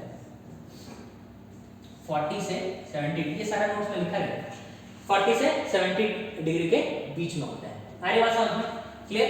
उसके बाद क्या होता है कि इसका जो विड्थ होता है, विड्थ ऑफ द प्लेट्स, ये बेसिकली क्या होता है, ऐसे फ्लैट प्लेट्स ही तो होंगे, ऐसे प्लेट्स होंगे, ये प्लेट्स को उठा के यहाँ पे ऐसे प्लेट्स, ऐसे ऐसे प्लेट्स होंगे। ठीक है, लाइन में दिखाया गया है, ये होंगे एक्चुअली ऐसे प्लेट्स। ठीक है ना, तो ये प्लेट होगा, इसका कुछ विड्थ भी होगा। तो विड्थ ऑफ द प्लेट्स कितने होते हैं, 3 times minimum, 3 times of the thickness of the plate. ठीक है ना, अगर T थिकनेस है तो विड्थ कम से कम 3 गुना होना चाहिए। आगे बात समझ में, क्लियर। और इसके बाद आपके पास क्या है कि थिकनेस क्या होना चाहिए इसका, इसका जो थिकनेस है, यहाँ विड्थ निकालने के लिए आपको थिकनेस चाहिए, क्योंकि वो थ्राइस होता है थिकनेस का। और थिकनेस के लिए आप क्या करेंगे, थिकनेस क्या होना चाहिए, minimum L effective divided by 40 होना चाहिए। आगे बात समझ, ये सारे याद रखिए। पहले चीज क्या याद रखिए, एक्सियल लोडिंग के लिए डिजाइन होता है, कितना फोर्स के लिए डिजाइन होता है, angle of lacing with the structure कितना होता है, 40 से 70 डिग्री के बीच में। ठीक है ना, विड्थ कितना होना चाहिए, thrice of 3 times of thickness, ये मिनिमम विड्थ आपको प्रोवाइड करना है प्लेट का। ठीक है ना, और थिकनेस कैसे निकालेंगे, तो लेंथ ऑफ द, इसका ये लेंथ मत ले लीजिएगा कि इसका लेंथ, कॉलम का लेंथ, इस फ्लैट का लेंथ लेना है। आगे बात समझ में, तो L इफेक्टिव इसका लेंथ का डिवाइडेड बाय 40 होता है। ठीक है ना, T मिनिमम। ठीक है ना, तो आपने क्या डिजाइन कर लिया, ये फ्लैट को ही डिजाइन करना है, तो फ्लैट का भाई आपका लेंथ पता हो गया, आपका विड्थ पता हो गया, और थिकनेस पता हो गया, T। तो 3 डायमेंशन तो आप ऐसे निकाल चुके हैं। तो किसी भी डिजाइन में हम क्या करते हैं, LBH ही तो निकालना होता है। आगे बात समझ, अगर इस फ्लैट को डिजाइन करना है तो इसका लेंथ, ब्रेड्थ और मतलब साइजिंग भी तो करते हैं डिजाइन में। आगे बात समझ, आपने निकाल दिया है। और एक इसमें चेक है कि आपने जो डिजाइन किया वो सही में ठीक ठाक है कि नहीं। वो चेक ये है, चेक है कि इसका खुद का, क्योंकि ये भी एक कंप्रेशन में हो सकता है ना। जैसे आप देखिए, मैंने क्या बोला, टेंशन या कंप्रेशन के लिए डिजाइन होगा, मतलब एक्सियल लोडिंग के लिए डिजाइन होगा। और इसमें ये भी कंप्रेशन मेंबर की तरह डिजाइन होगा। अगर कंप्रेशन मेंबर की तरह डिजाइन होगा तो इसके लिए भी एक चेक रखा गया है सिलेंडरनेस रेशियो पे। चेक ये है कि जो फ्लैट है slenderness ratio of the flat shall not be 144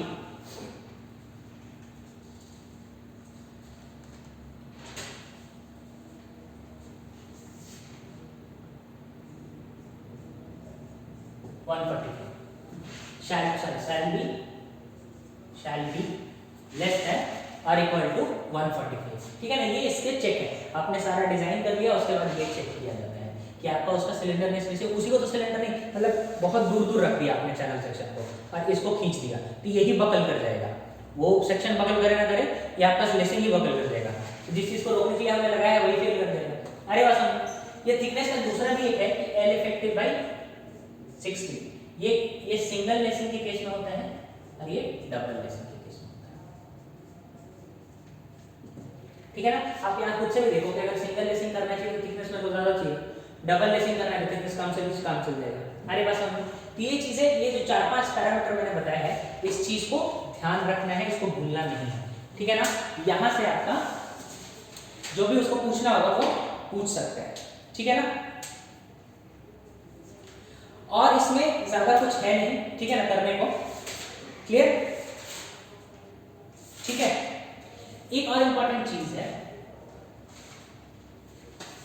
कि जो आपका जितना भी ये कैलकुलेशंस हो रहे हैं, ठीक है ना, इसमें आपका पहला चीज आएगा जो न्यूमेरिकल आना है वो उससे आ जाएगा पीडी से।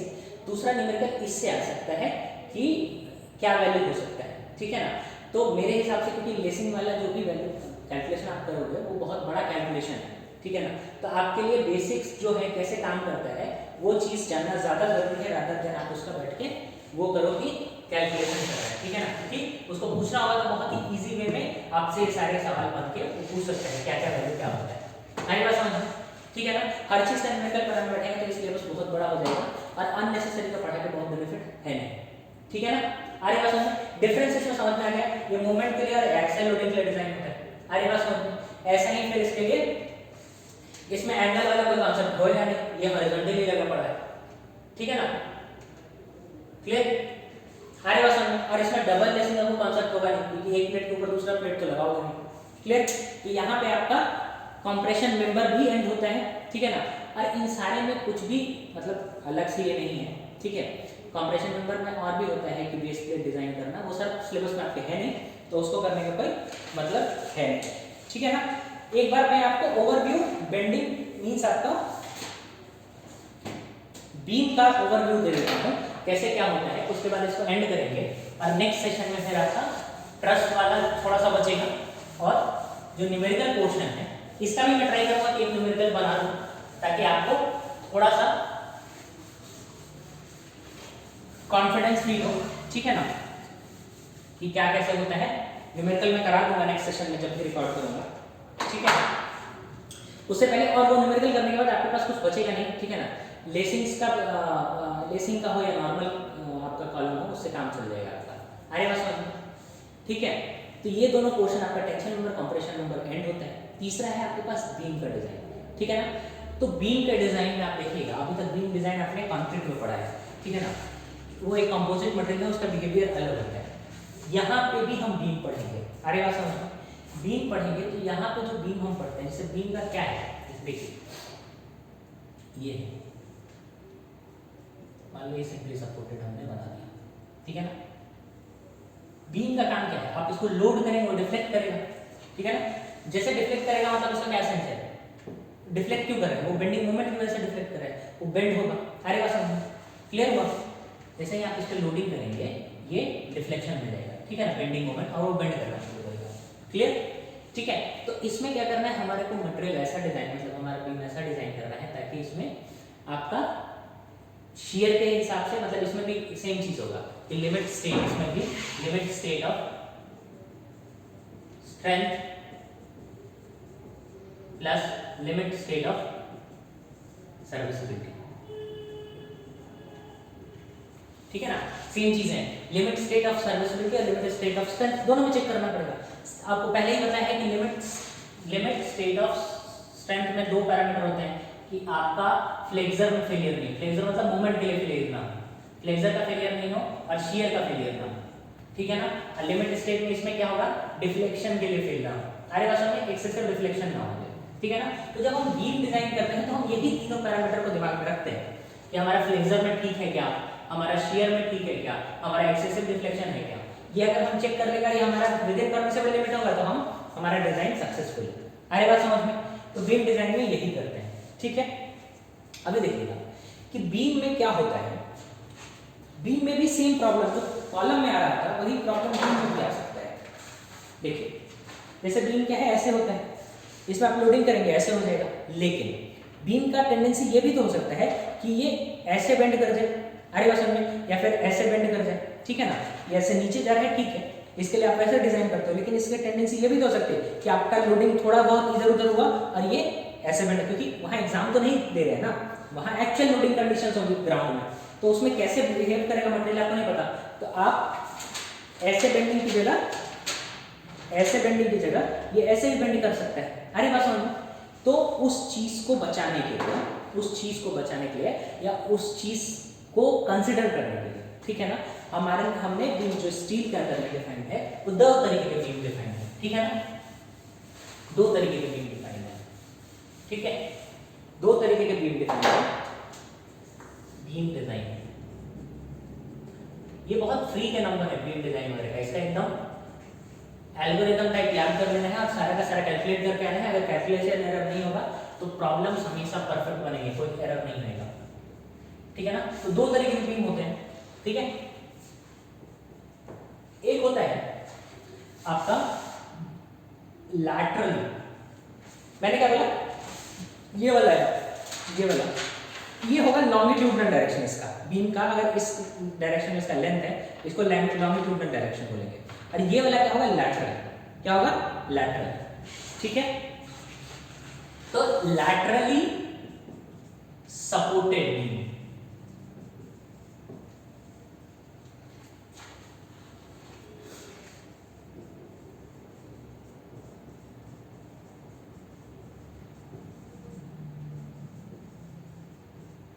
लैटरली सपोर्टेड और लैटरली अनसपोर्टेड। लैटरली सपोर्टेड का क्या मतलब है कि वो साइडवेज लैटरल डायरेक्शन में जो मेरा बेंडिंग हो रहा था उसको अलाउ नहीं करेगा, अरे बात समझ में, क्लियर। और इस केस में क्या होगा, लैटरली अनसपोर्टेड होगा तो क्या हो सकता है कि वो उस तरफ भी बेंड कर जाए, मतलब ये डिफ्लेक्शन के साथ साथ, ऐसे डिफ्लेक्शन के साथ साथ वो ऐसे भी डिफ्लेक्ट कर सकता है, अरे बात समझ में, ये दोनों पॉसिबिलिटी है उसके अंदर में, क्लियर।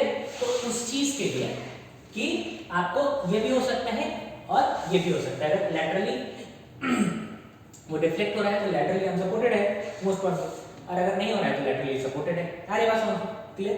ये वाला आपके क्या किसी भी सिलेबस में नहीं है, ठीक है ना, इसका कुछ सेकेंडरी एनालिसिस वगैरह करते हैं, ये नहीं पढ़ना है, ठीक है। और ये हमारा लैटरली सपोर्टेड वाला ही पढ़ना है, ठीक है। लैटरली सपोर्टेड में भी क्या होता है कि जैसे मान लो आपका ये आई सेक्शन है, कैसे लैटरली सपोर्ट करेंगे इसको, आई सेक्शन माने ये ऐसे होगा, ये अंदर में ऐसे एक्सपैंड कर रहा होगा बीम,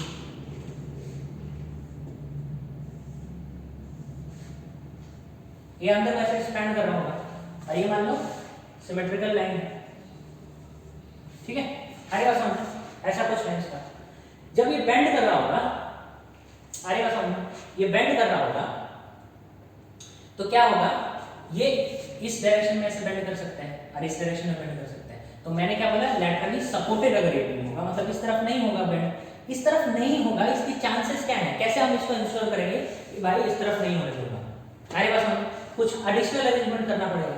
तो हम क्या करेंगे कि हमारे ऐसे मान लो बीम है तो उसको कंक्रीट के अंदर में लेके चले जाएंगे, इसको क्या करेंगे, अच्छा हाँ, इसको क्या करेंगे, कंक्रीट के अंदर में लेके चले जाएंगे, ठीक है ना। तो क्या करेंगे, ये इसको साइडवेज जो ये मूव करता, ये वाला मूवमेंट को रोक देगा, अरे बात समझ, क्लियर, ठीक है। या तो ये इसको पूरा का पूरा बीम में जाके या बिल्टअप मेंबर में डाल देंगे तो ये ऐसे साइडवेज मूवमेंट या लैटरल मूवमेंट नहीं करने देगा। या फिर एक तरीका और भी है कि कंक्रीट में क्या करते हैं, पूरा का पूरा कंक्रीट में उसको नहीं डालेंगे, एक शियर की बना देंगे या शियर कनेक्टर बोलते हैं इसको, इसके ऊपर हमारा आपका कंक्रीट जा रहा है, ठीक है ना, ये कनेक्टर बना देंगे। फिर से क्या होगा, ये अगर ऐसे मूव करने की कोशिश करेगा, ये पूरा ऐसे बेंड करने की कोशिश करेगा, ये इसको मूव करने नहीं देगा। अरे बात समझ में, तो ये क्या होगा, आपने लैटरली इसको सपोर्ट कर दिया, मतलब ये साइडवेज मूवमेंट जो कर रहा है, करने की कोशिश करेगा, ये भी साइडवेज मूवमेंट, मतलब ऐसे बेंड करने की कोशिश करेगा, ऐसे ऐसे, ये जो साइडवेज बेंड करने की कोशिश करेगा वो ये यहाँ पे कंक्रीट अलाउ नहीं करेगा, यहाँ पे शेयर कनेक्टर्स का अलाउ नहीं करेगा। अरे बात समझ में, इसी को हम बोलते हैं लैटरली सपोर्टेड बीम्स। अरे बात समझ में, क्लियर। अब एक बात देखिएगा, क्योंकि ये एक ही साइड हमारे को क्यों करना है, ये साइड भी क्यों नहीं, अगर लैटरली सपोर्ट करना है इसको भी करो, इसको भी करो, एक ही साइड क्यों करना है। अरे बात समझ में, क्यों करना है एक साइड, तो देखिए कभी भी अगर बेंडिंग होता है तो क्या होता है, एक न्यूट्रल एक्सिस क्रिएट होता है, क्या होता है, एक न्यूट्रल एक्सिस क्रिएट होता है, ठीक है ना। और मान लो ऐसा न्यूट्रल एक्सिस क्रिएट होता है, इसमें एक साइड में कंप्रेशन होता है और दूसरे साइड में टेंशन जनरेट होता है। अरे बात समझ, पहले साइड में कंप्रेशन जनरेट होगा, दूसरे साइड में टेंशन जनरेट हो सकता है। तो कंप्रेशन, जो बकलिंग का फेनोमेना पॉसिबल है वो सिर्फ कंप्रेशन साइड में ही पॉसिबल है। अरे बात समझ में, बकल कौन करता है, टेंशन में बकलिंग के चांसेस थोड़ी है, टेंशन में कभी बकल नहीं करेगा, बकल करने के चांसेस क्या है, जब इसको आप ऐसे प्रेस करेंगे, तो जब कंप्रेशन लगेगा तभी बकलिंग के चांसेस है, टेंशन में नहीं है। तो अगर मान लो ऊपर वाला फेस कंप्रेशन में है तो ऊपर वाले फेस को हम कनेक्ट कर देंगे या लैटरली सपोर्ट कर देंगे, इस वाले केस में ये देख कर देंगे। अगर मान लो ऐसा कहीं उल्टा कुछ हमने बनाया हुआ है तो नीचे वाले सपोर्ट करना पड़ेगा, मतलब सिर्फ कंप्रेशन वाला फ्लैंज, मैंने क्या बताया था, ये फ्लैंज होता है, ये वेब होता है, तो जो कंप्रेशन वाला फ्लैंज है उसको ही करने की जरूरत है, बाकी को करने की जरूरत नहीं है, क्योंकि वही बकल करने के चांसेस है, उसका फ्लैंज बकल करेगा, ठीक है ना, पूरा पूरा सेक्शन बकल नहीं करेगा, मैक्सिमम चांसेस ये है ऐसे, इसका फ्लैंज बकल करेगा। अरे बात समझ में, इसी को रोकने के लिए आपको लैटरली सपोर्टेड वाला करने की जरूरत है, ठीक है। यहाँ पे अब हम ये वाला जो मोटा मोटा आपका हो गया है, इसके बाद इसको यहाँ पे स्टॉप करते हैं सेशन को, ठीक है ना, ये ओवरव्यू है। उसके बाद जो भी आपका बचेगा इस पे जो न्यूमेरिकल वगैरह है वो करेंगे और कॉलम का एक न्यूमेरिकल करना है, ठीक है। उसके बाद बहुत थोड़ा सा बचेगा आपका ट्रस्ट है, उसमें थ्योरी पोर्शन है, ठीक है, तो मैक्सिमम 30-40 मिनट्स का वो सेशन होगा। और उसके बाद अर्थक्वेक और वाटर ब्रिजेस है वो भी पूरा थ्योरेटिकल है, तो उसमें भी ज़्यादा टाइम नहीं लगना चाहिए, तो फिर नेक्स्ट सेशन में हम लोग कैरी करेंगे, ठीक है।